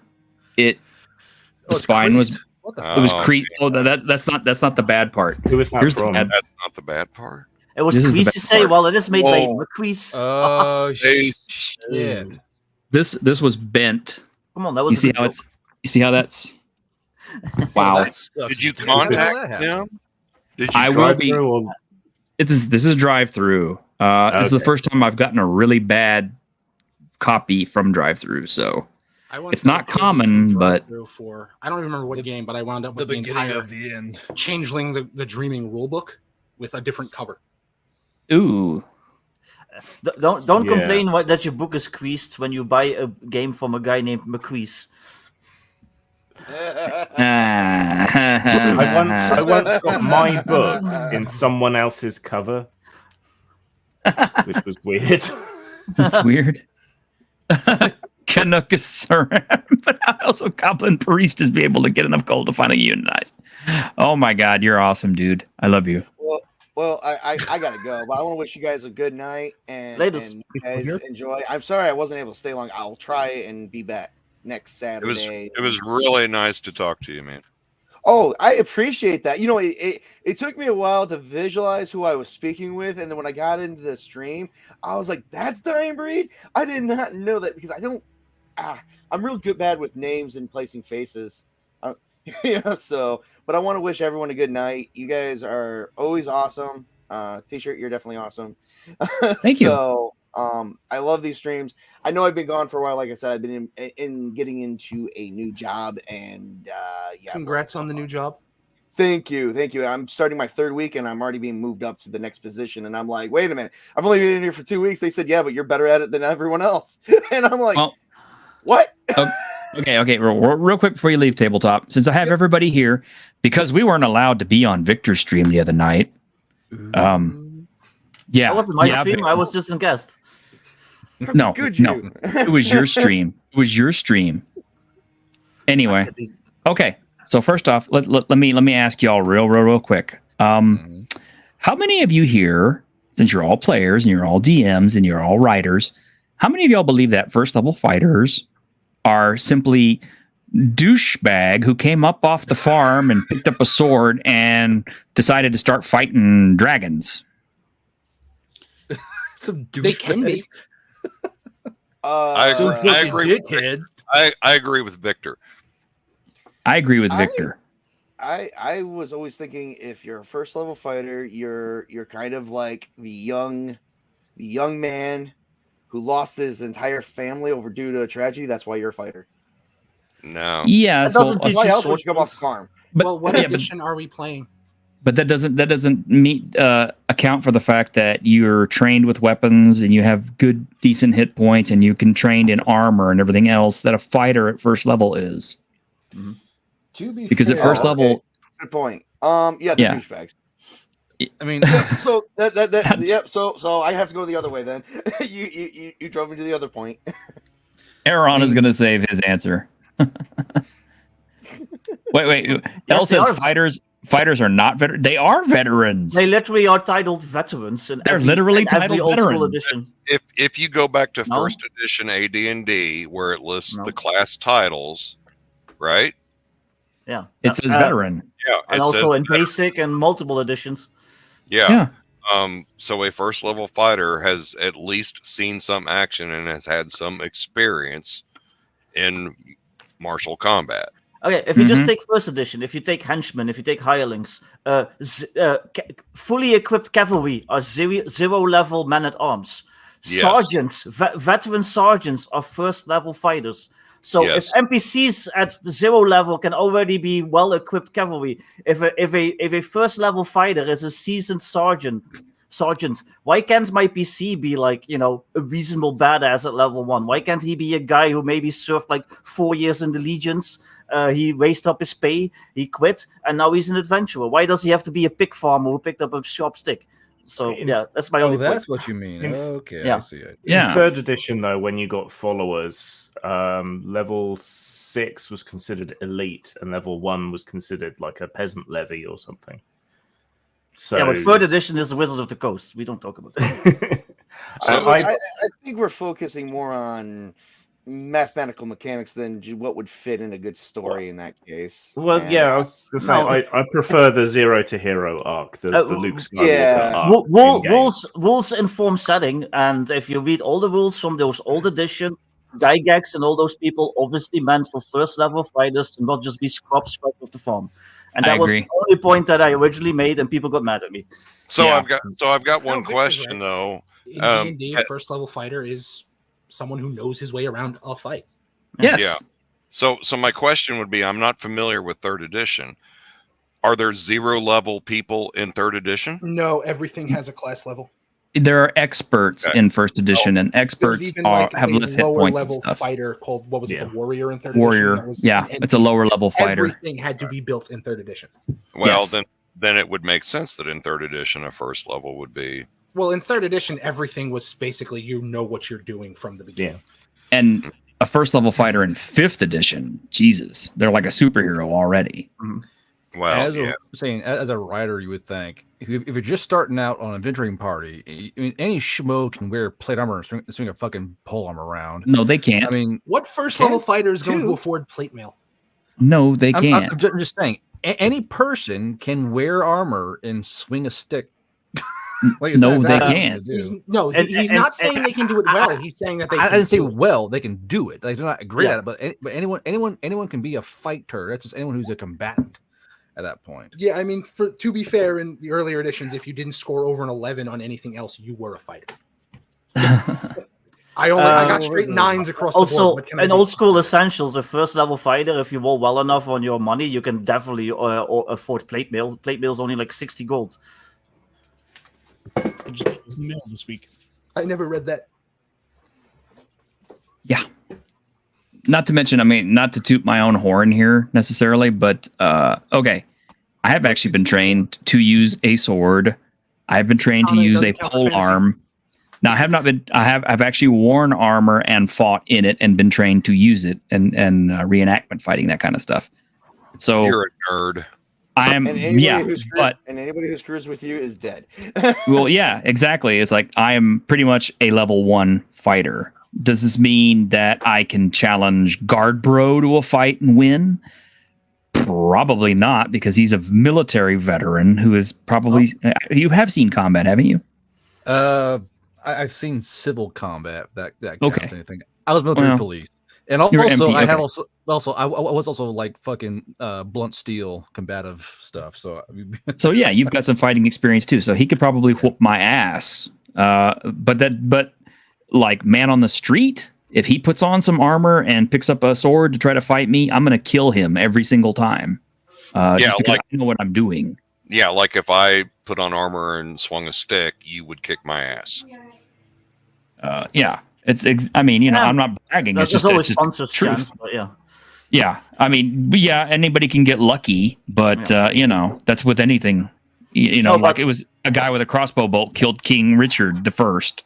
So my original argument was specifically about old school editions in the OSR, so I don't really care about third edition and fifth edition and stuff. That my original argument was about. That was about the OSR and old school editions, and there's this tendency in certain OSR fans to say like level 1s are just like people that picked up a pointy stick and now they're adventurous. But if you actually read everything, and it's all spread around, but if you actually read anything, it tells you fighters, even level 1 fighters, are fairly badass. They're probably not Navy SEALs, but there's people that have seen some stuff. Gygax even mentions in first edition that like only like 1 in 100 people like have like the capability to actually like level up. That means that like, you know, an adventurer is already like an extraordinary human. He's like one out of those 100. And this if you want to play the pig farmer who picked up a stick and went adventuring, that's what Warhammer Fantasy Roleplay is for. Yeah. Yeah, you totally just freaked me out because I was like, when did I pull up my screen? And because I'm looking at the same book you are right now. Yeah, this is from the Castle Keeper's Handbook. And I didn't realize this is Castles and Crusades, but in their Castle Keeper's Handbook, they brought back titles. And at level 1, as a fighter type, you are considered a squire. A squire, if you're looking at medieval hierarchy, is the guy who is just under a knight. The only thing he hasn't done is won his spurs yet. But that means that he is trained to wear armor. He's trained to clean it, maintain it, and use all the weapons that his lord can use already, because he's been training for it since he's been a page, which would be a 0 level character. Yeah. So how would a bar brawler who's been getting drunk and fist cuffing for the last year and a half fit in this? Here's a perfect example. I'm going to read directly from the Rules Cyclopedia. Okay. A fighter is a human whose main ability is fighting skill, not just grabbing a sword. Skill. That's the first sentence under skill. Fighter. Yep. And that would probably be like, I don't know, a first level monk or like some kind of brawling class Garbro. But even then, he'd probably be more than just a dude who like gets in drunken bar fights. This would be like probably like a dude who like has gone through like all the underground fighting rings in like, you know, a medium-sized city. Like, you know, and maybe came out a champion, or at least like a fairly high-ranking dude. This sounds like we're arguing semantics at this point. No, it's not semantics. It's literally reading the rules as they're written. Okay. Like, Okay, Squeaka. yeah, training is one thing, but have you ever been in a fight where your life depended on it? Yes, I have. I absolutely have been in a fight where my life depended on it. I'm not going to say what the circumstances were, I said yes. I was sorry for that. The last Oreo was mine, he says, and he pulled out a blade. And Grim, let's... It depends which system you're using to play it. I mean, that's the big thing. I think he means Grimdark. Grimdark is just basically a modified 5e. I suggest slowing down the leveling a great deal. Like dividing the amount of XP you get by 2 or 5 or 10, depending how you're feeling. Where's my hair? And the powers and so on that you get in 5e don't scale as quickly in Grimdark. So it's a much more grounded, I would say, Warhammer Fantasy roleplay is a good point of comparison. Yeah. Well, a lot of games speedrun growth, though, for some reason. People get that big dopamine hit when they level up. Yeah. Newer editions definitely do. Older editions, not so much. Mm-hmm. Never really understood that. It makes part of the whole game kind of suddenly useless. Like the whole growth from seeing your guy become this useless person to this person who is actually worthy of note and recognition from royalty and such. It kind of takes the fun out of the game. But then again, these are Zoomers who want to have things now with their and that's the thing. See, this is one of the reasons why I honestly and truly believe in the 0 level experience with a character. And I mean, DCC made it popular, but it is also in low fantasy gaming, and it's even in the original AD&D. And I know this because Cal's staff has actually pointed out in the adventure where they had the 0 level. So 0 level characters do exist, and even though my players will balk at me for it, I think you should actually start your character out as a 0 level just to establish where your character came from and how they became whatever class that they are. Because it beats the 13-page backstory. Well, my character is a tiefling fighter, and he's got a magic sword, and he can do this cool stuff with it. And magic sword, yes. The problem is how do you bring everyone together though as 0 level characters then? Because then the implication is that they're already like a group of adventurers that are meeting up. Royal decree. You and your friends are chained up in a slave wagon. You've been pressing by the commander, yeah. Or you wake up in a prison with 5 other people, or you wake up in a pit full of dead bodies, and there are several other people moving around. You all happen to be drinking in the same inn when a tall man with a glowing exclamation mark over his head walks in. Well, that's the more overt one. There's a billion different ways you can get characters together, Victor. That's a whole separate story there. But brave adventurers to go on a quest to save the realm. Who here is worthy of such a task? Al says, Old Geek mentioned the level 0 PC adventure. How does getting level 1 untrained convert to being a veteran? Well, obviously that's a different situation because a level 0 adventure is not the norm. The norm is a level 1 adventure. It's always been that's always been. And then the level 0 adventure, I'm sure they wrote some, but that's not like, the norm of the game, if you know what I mean. Young splaining on whose part, Al? On Victor and Crossface or ye old? Yeah, and you're doing a lot of old fucking babbling, Al. Shut the fuck up. Wow. Yeah, if you don't like me and Crossfeed stream, don't fucking Listen watch. Here. I don't your fucking salty old fucking dumb opinions. Wow. Shut the fuck up. Wow. Ouch. Suck my dick, L. Okay, Victor, just simmer down, bro. Simmer down. Yeah, no, he's fucking annoying sometimes. How much you been drinking, man? Not much, but Al has been ragging on everyone that I do streams with for fucking like months now. He's been picking fights with everyone. He's a fucking salty old asshole, and he needs to fucking cool it sometimes. Okay, well, not on my channel, maybe.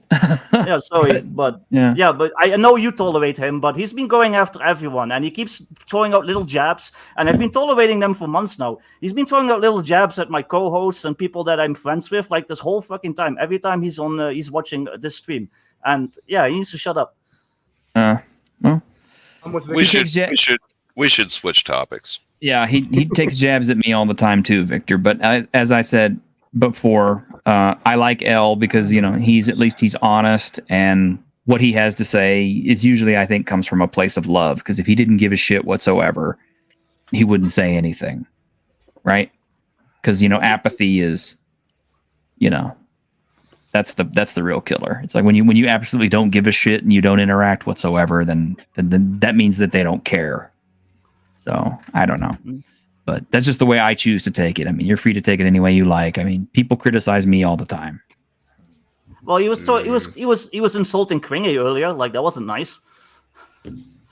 Kringe, well, I insult Kringe all the time. Yeah, but Kringe obviously got mad about it. You joke, you say it in a joking tone, and you don't add a snotty little fucking emoji after your fucking comments. The dude's a dick. This is true. Yeah. Okay. Kringe obviously got mad at it when it happened, and we kind of glossed over it, but yeah. Wow. Well, okay. Anyway, we're at the 2-hour mark, so we can stop if we really need to. That took a turn. Go ahead. Yeah, I usually like to end on a positive note, but it's kind of hard to rebound from that Mongoose news. Good job, Al. Ruin a stream. Do that, Grim. Do that. No, okay, I apologize. I shouldn't have blown up, but I'm just tired of all the little jabs, and yeah. Aaron, nobody hates you. When I've actually always been impressed with your posts, but anyway. Okay, so I was contacted by Matthew Sprang or Sprange, I think it's Sprang, from Mongoose Publishing. I used to work for them freelance quite a bit back in the day. Some good, some bad, some rough, some smooth. But they seem to have really sort of changed their company philosophy right now. So they're paying a decent starting salary, and they're paying bonuses to their creators, which means that I think he said nobody in the company earned less than £50,000 last year, which is, what's that in American? 1 sec. About 16 bean bongs per mile per hour. And look, L's taking a shot at me too. So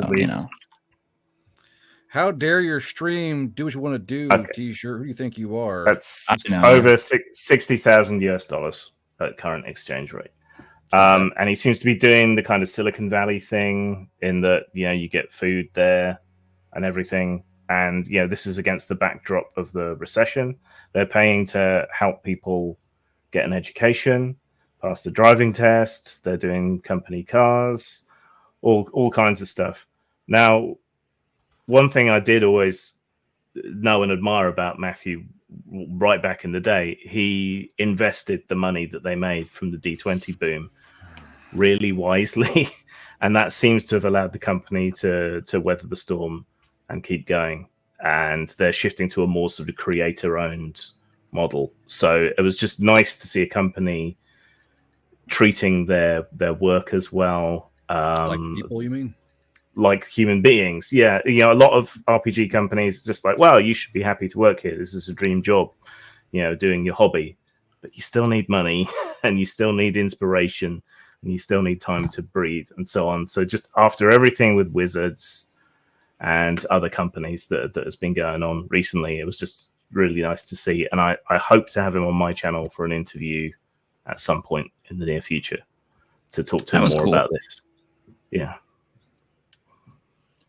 Is this surprised Mongoose has the capital for all these grand plans? So am I, but their incarnation of Traveler does really well, and their incarnation of Paranoia does really well, and they have that massive back catalogue of D20 stuff that still sells okay. And sorry. Yeah, and they invested their money really wisely, so that's how I think he's got the money to do it. And okay. Okay, L, it didn't really go off the rails. I know I did see you mention Cal, also L. And yes, Cal's right. It is a variety show. And I have had Cal on the show before when we were talking about miniatures. So, And I tried to make it positive for the end, but you had to go back. No. It's still positive. It's still positive. Because what I'm going to say is it is kind of a variety show in a way that we do talk about pop culture stuff. Talking about miniatures is part of pop culture, just like talking about, Teenage Mutant Ninja Turtles and the race swapping. Talking about D&D and their latest Wizards of the Coast screw ups, especially with the film coming out. What is it, next week or is it the week after? Yeah. End of March. Yeah, end of March. And it's the week right before Mario. Yeah, and Elle, I did see your earliest comment about how apparently the film is doing a lot of over-explaining and stuff, and I was like, yeah, I figured it would be because they're trying to market it to an audience that has never seen it before because they know they're going to have a lot of new people who have never seen the other D&D movies. It came out yesterday in Austin?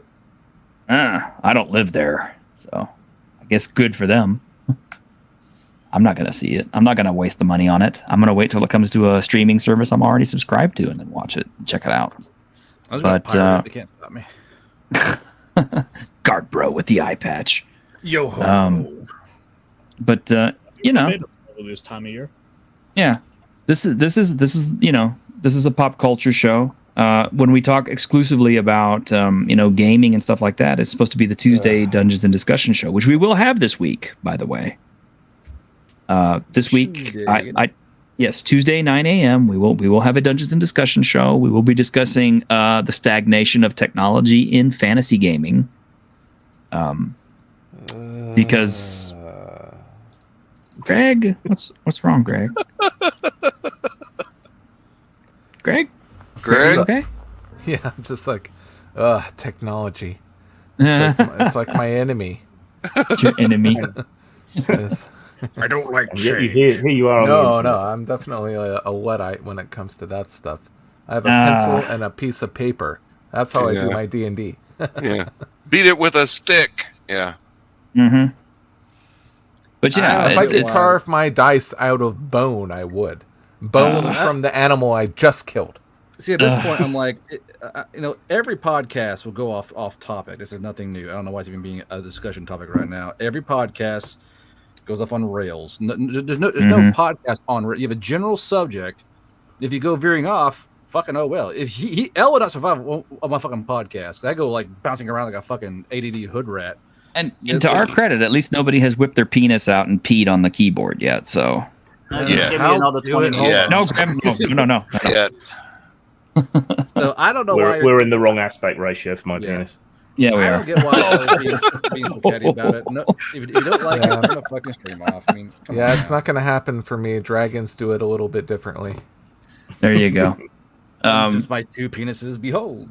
Yeah, and it's like I've said before many, many times. Okay, this show is pretty much, it's like everybody, all your friends from high school hanging out at the lunch table, just talking about all the cool shit that they have seen this week, or the cool stuff that they got, or the cool stuff that they learned about, and discussing it.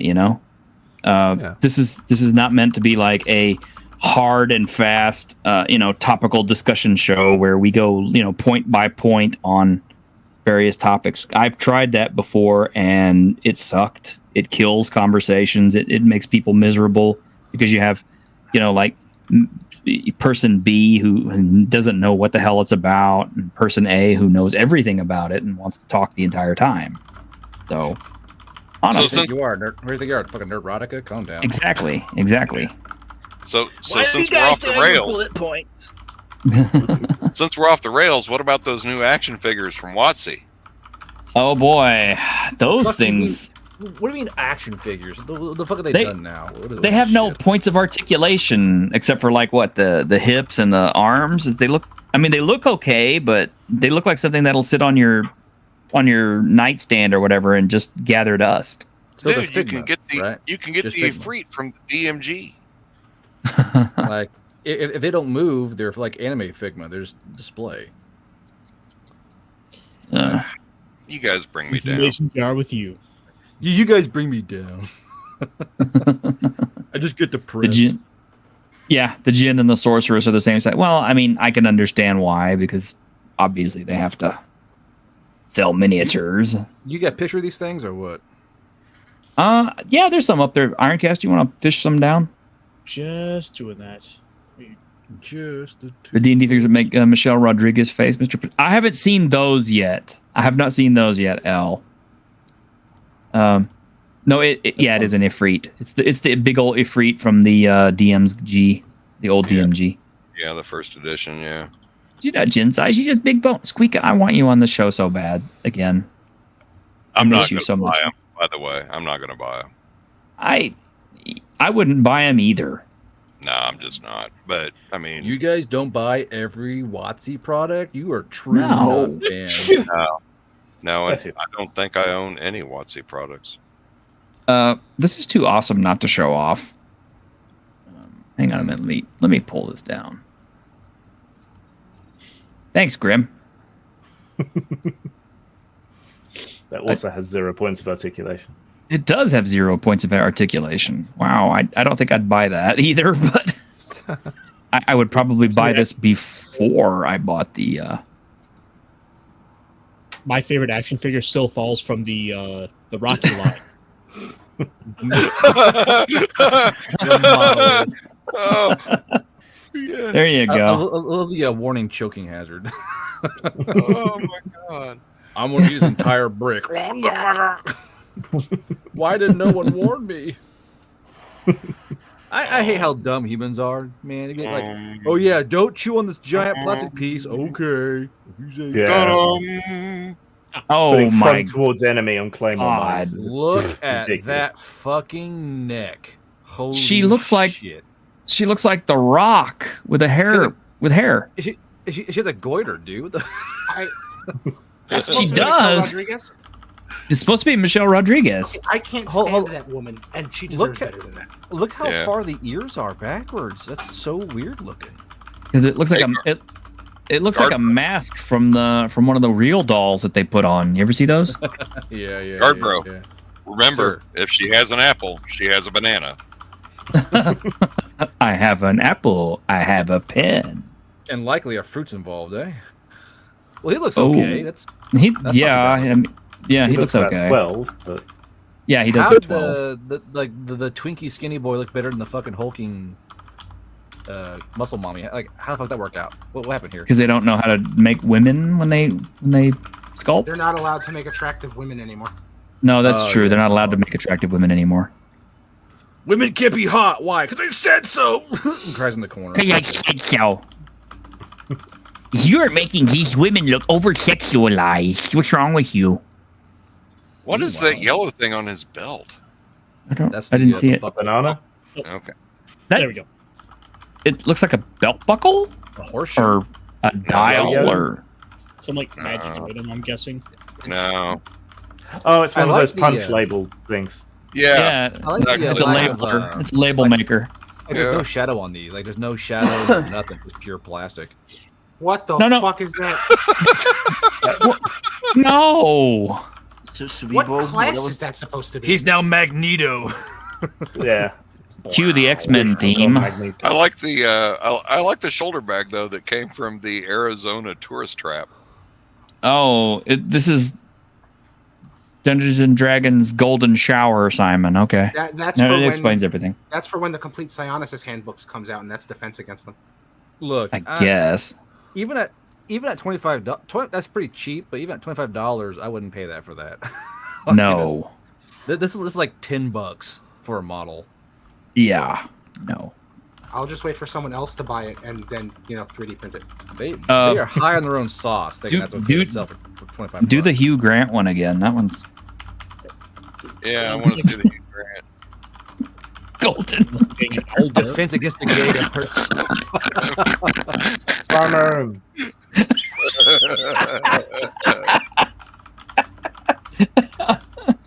Wasn't Simon the Sorcerer a series of kind of raunchy computer games?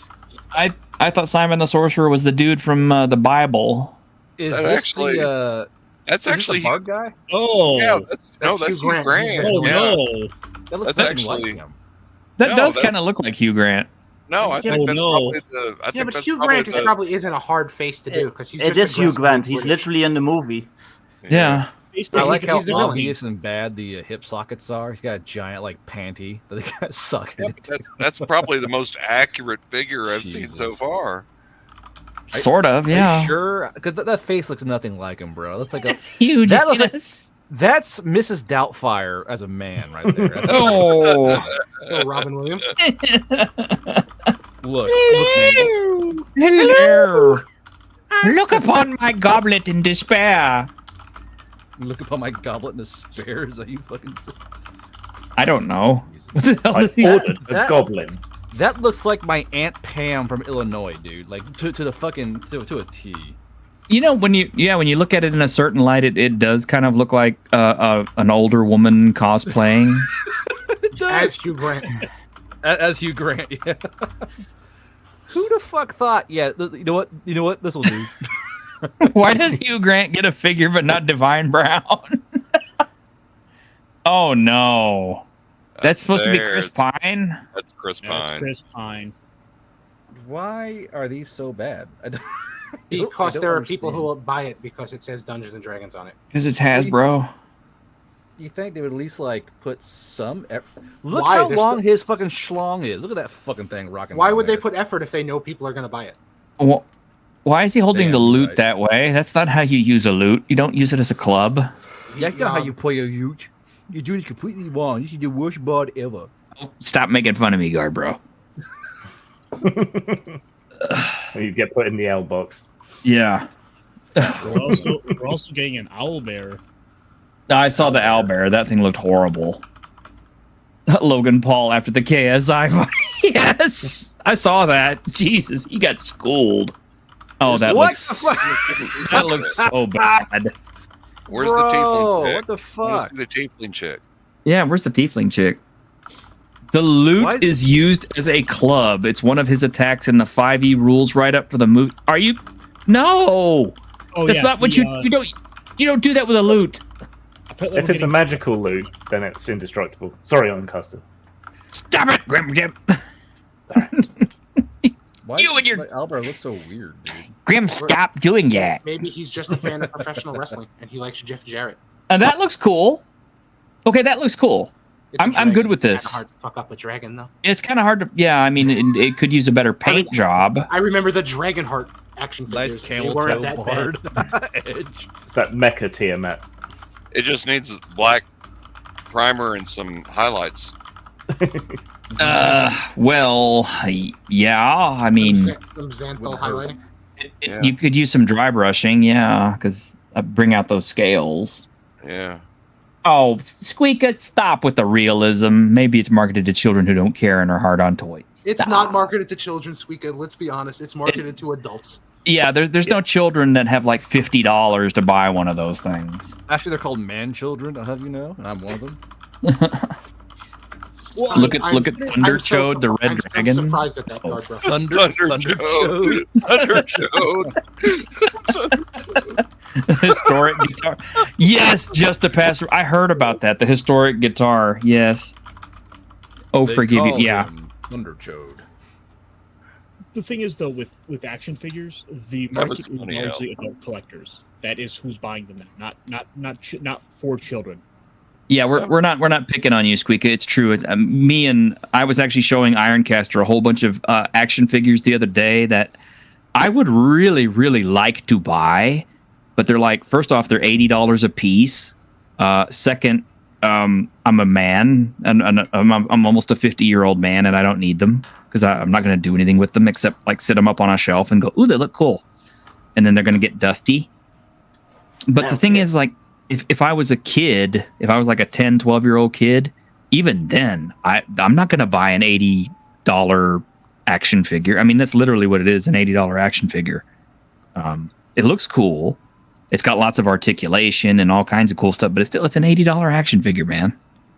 I Can't read afford somewhere that. that the majority of the market for action figures now isn't children, Yeah, it isn't. because Right. they're more Man, interested You in. guys, you got to see the box for this. Okay. So here's what Sure. the action figure looks like. The box itself. Oh, Jesus no. Christ. Oh man. Why is he smiling? Because he's Hugh Grant. Oh. but he was frowning several times in the commercials. I'm just saying, if I was Hugh Grant, I'd be smiling much more often. The color Well. applications, though, no. That just looks like a really bad Photoshop. Look, okay, so I saw his actual picture on the box. Back to this, it looks like a fucking cosplaying grandma / aunt. It looks even worse now. Like, I can't unsee that shit. Like that angle. Look, like that angle is bad. Look what I got for you from the fucking. It looks like right there. Those shadows. Those are breast shadows, dude. It looks like he has fucking like a pair of A cups. Yeah. Guard Bro's over here like, Pam, what are you doing on the stream? Don't know if I was Hugh Grant and I'd lost Elizabeth Hurley over a $5 blowjob from Divine Brown, I would never smile again. I didn't want to bring that up. I gotta go. It's late. It is you guys late. Have fun. All right, bye. Yeah. Take care. You don't happen to have one of the who was the other character in this thing? Jesus Christ. Oh my gosh! Look how bad it is. The tiefling chick, man. It looks more like her in the box art than it does on the figure. It's But like did they have the Scorpion tiefling King, chick? dude? I'm trying to find her because Look at the I haven't Scorpion seen it on King. the Hasbro website yet. Let's see. We just have the 4 action figures. With the 4 Canuck, action characters. you're making it worse. It's a reinforced loot with +5 to hit and 1d8 +2 bludgeoning damage +2 die 10. Really? That's actually not a bad weapon, though. It's ridiculous. It's a freaking loot. It's an instrument. It's like if you picked up your guitar and you hit people with it. It's like Chef it's going Jared to break. made a career out of that, Yes, but his guitars broke every time he did that. and he never made any fucking heat. No, Nope. I'm with T-shirt on this. It's a fucking loot. At best, you get a +1 to charm or something. Yeah, I mean, I get it. It's a magic item, but still, it's like you don't hit people over the head with it. You know, Yeah, I'm gonna that's bludgeon round- an ogre to death with my +5 loot. That's just about the most moronic thing I've ever heard of in my entire life. Made It's a out pile of of mythful. splinters and broken dreams. It's solid mythful. Yes, L. I know that the stats are on D&D Beyond. I've watched the OGGM stream. I don't care. Just because it's in print, it doesn't mean it's not stupid. Your fandom is dead. T-shirt. My fandom. So the movie is set in the Forgotten Realms. Of course it is. Have you found Yes. the tiefling yet, or what? Magically repairs itself with blood. Thank you, Monkey Jeeves. God damn it. A former member of the Harpers. Oh no. I hate Oh my god! Why is everything the Forgotten Realms? Why? It's the loot of corn. Yeah, I Well, could see 'cause corn Jonathan is- Davis. Jonathan Davis would kill you with a guitar. Yeah, I could see that. Blood for the blood god. Songs for the song throne. Someone else watches the OGGM stream. I watch his streams. I mean, you know, sometimes I have to mute him, but I mean, but I do watch. I'm just tired of everything being Forgotten Realms. There are how many other settings? Oh my god, could you see somebody clubbing someone to death with a didgeridoo? I'm not even entirely sure what a didgeridoo is, but yes. Like, I know what it sounds like, but I don't know what it looks like. It's like a giant wooden tube, really. So you can club something like that. Oh yeah. Okay. We've got fucking Tuvan throat singing on here now. We've hit a new low. Mongolian There throat is singing on fucking podcast. So you watch bit his reviews muted.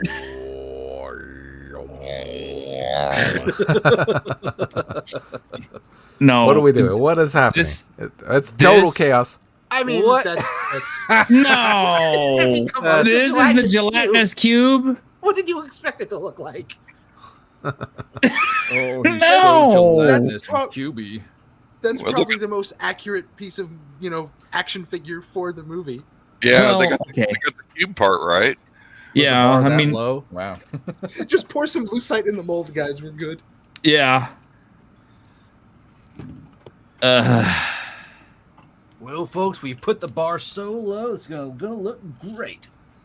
We are Yeah. gonna sell a box. Of a little cube of resin or some shit. How much does this thing cost? Too much. I want to know how much this thing costs. $40.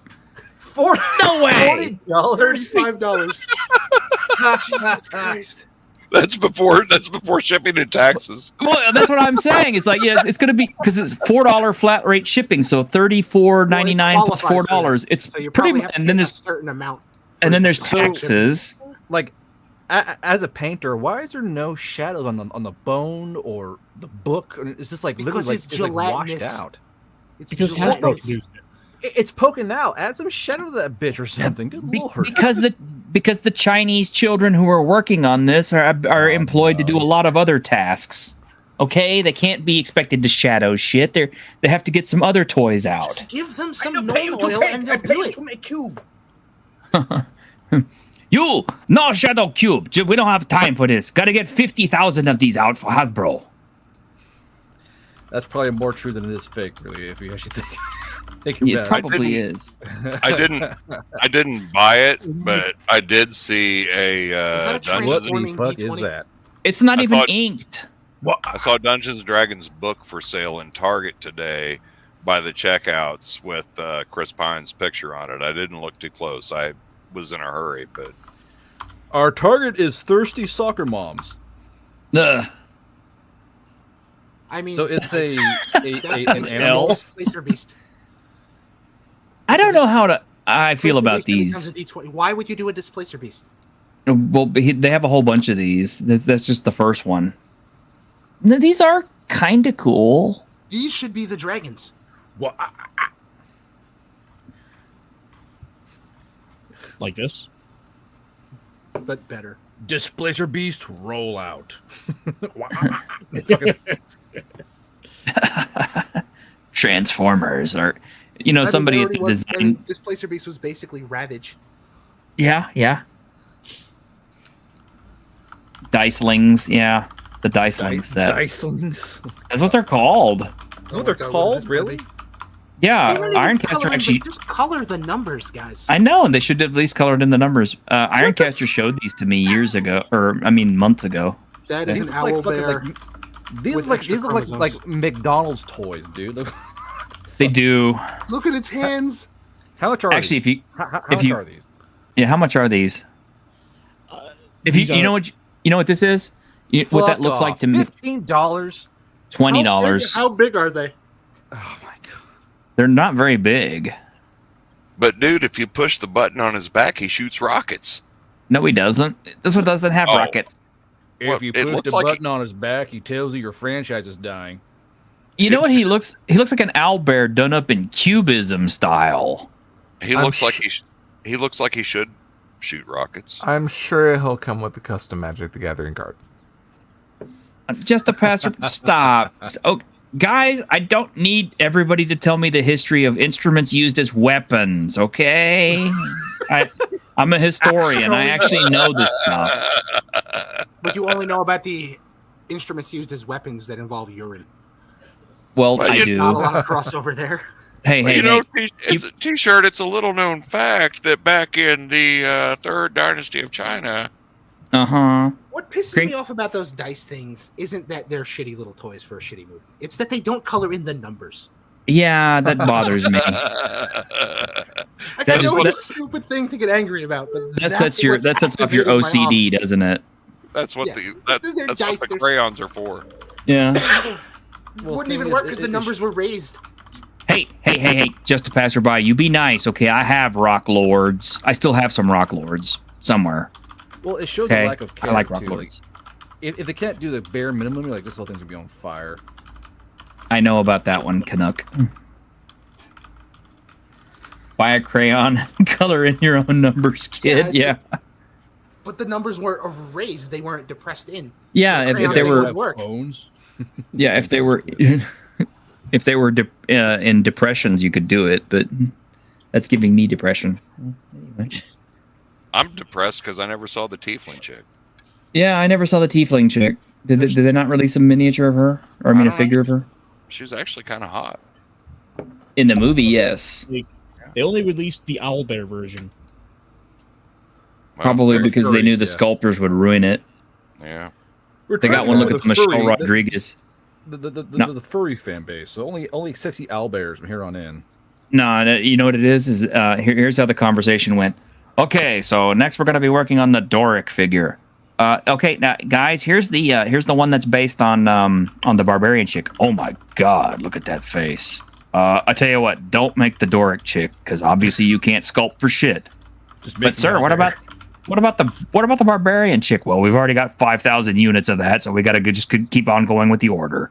We'll just tell them we can't do the Doric chick right now. Probably more true than this false, to be honest with you. Wouldn't surprise me. Probably. She's gonna look like she took a shot. guys, I just did some research. You showed the owlbear chick. Doric is the owlbear. Well, no. Well, yes. What? I know that. Now you can ever want an owlbear. Do I need to it's link based like off the 15 character Doric owlbears? from the upcoming movie who could transform into an owlbear. The owlbear is Doric. If you look at the box, it says owlbear/Doric. We know that, but I mean, that's her figure. We want Doric as Doric, not as owlbear. That's so lazy, though. For God's sakes, man. Come on. Well, to be fair, if you look at Hasbro isn't doing too hot right now, so they have to kind of limit what they can put out.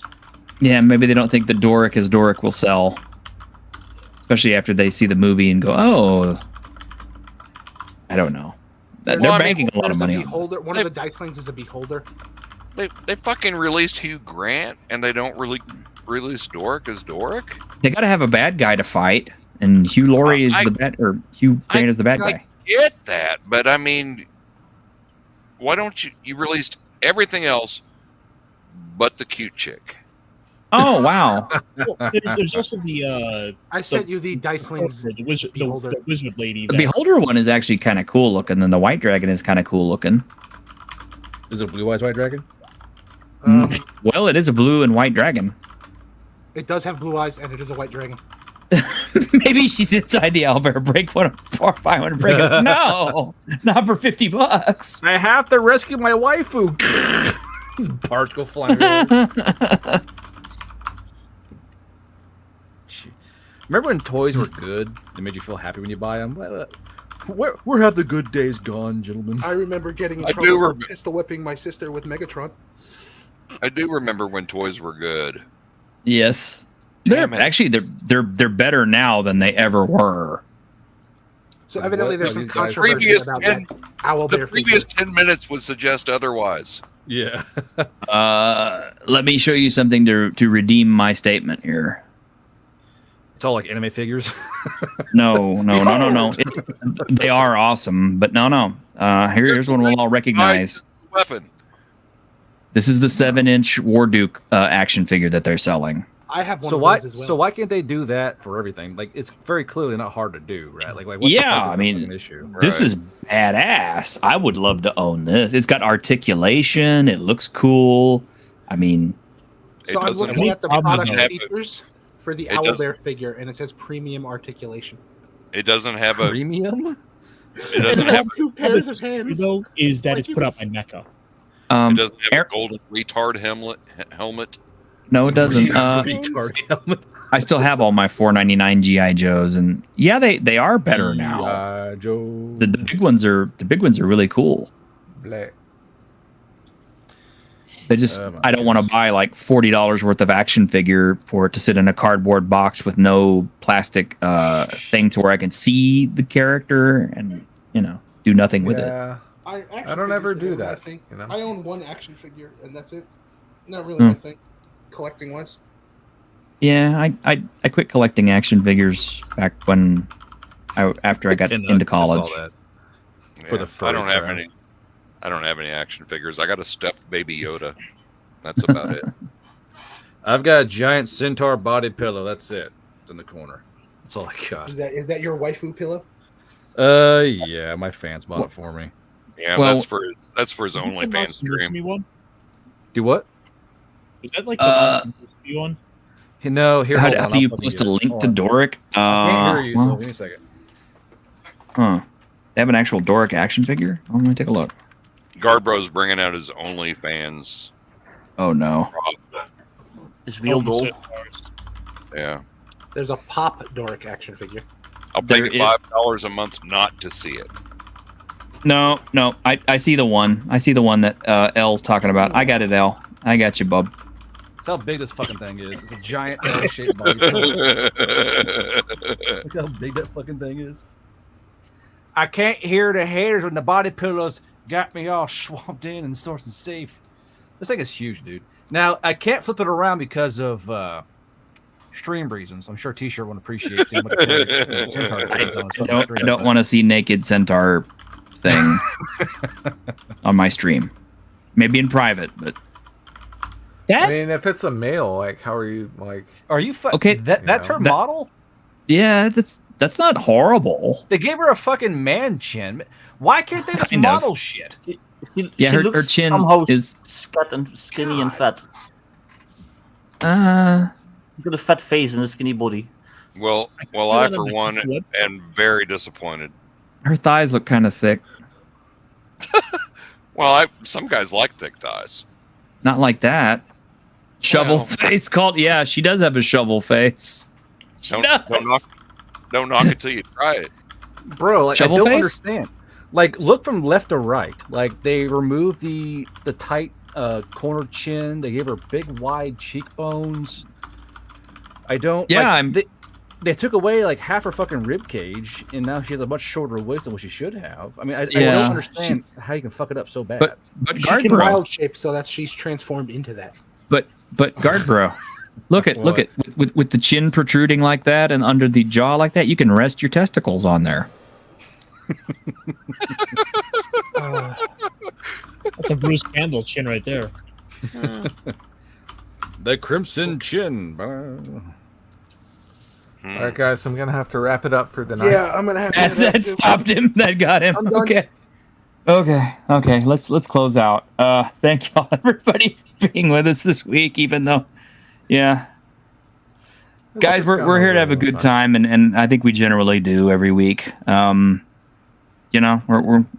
I try not to take stuff terribly, horribly seriously on the show, but we do try to have a good time, and we are trying to get monetized, and we are trying to actually make a business out of it. But yeah, we're also trying to have a good time and have fun with it. So, don't take us with too much, seriousness. I know we could make more money. I know we could monetize this into a real, humdinger of a show with merch and all that stuff like that. But I fear that if we did, we might stop having fun, and it would become a job. I don't want this to be anybody's job. Yeah, I don't want to be like Guard Bro and take $17,000.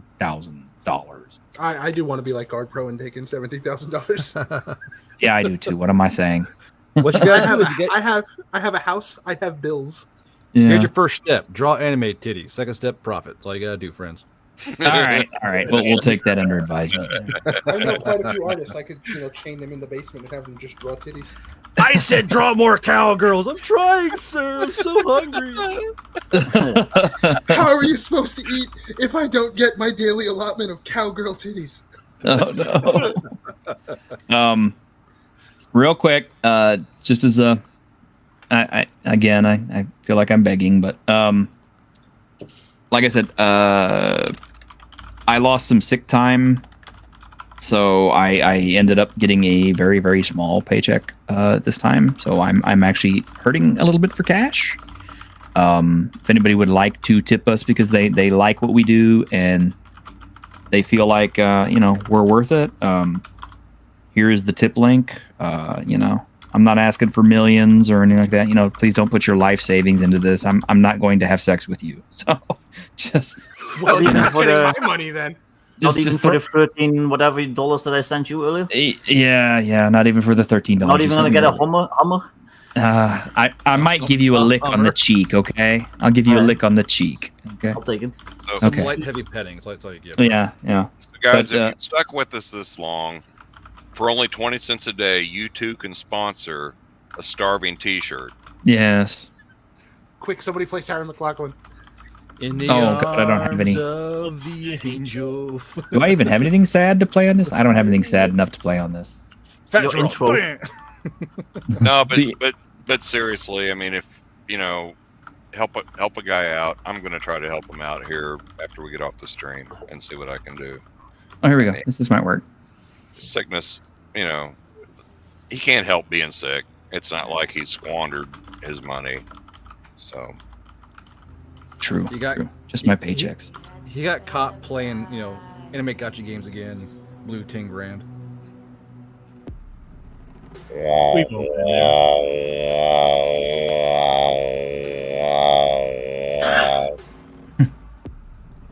I'm sorry, Aaron. I didn't message you on Discord. I need to find you on Discord.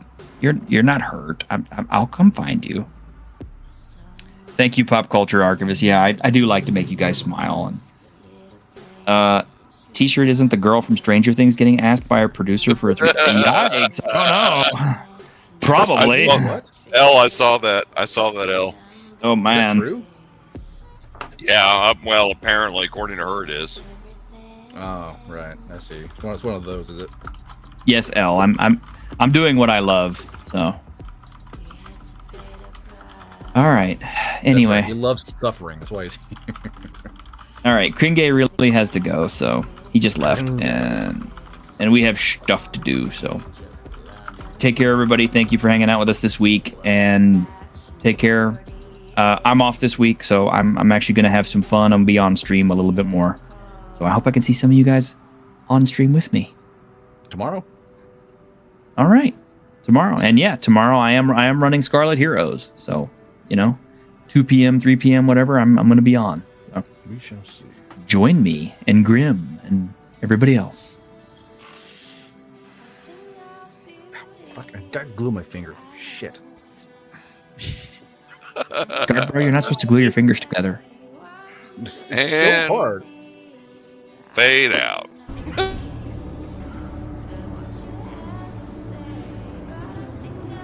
On behalf of the staff of the Independent California Motel, I wish you all sweet dreams.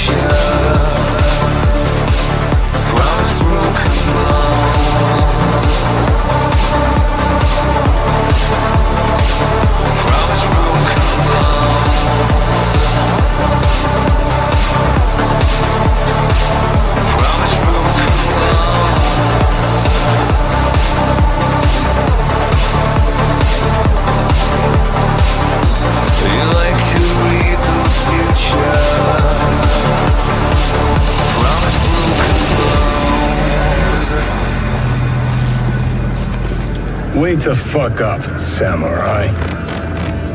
We have a city to burn.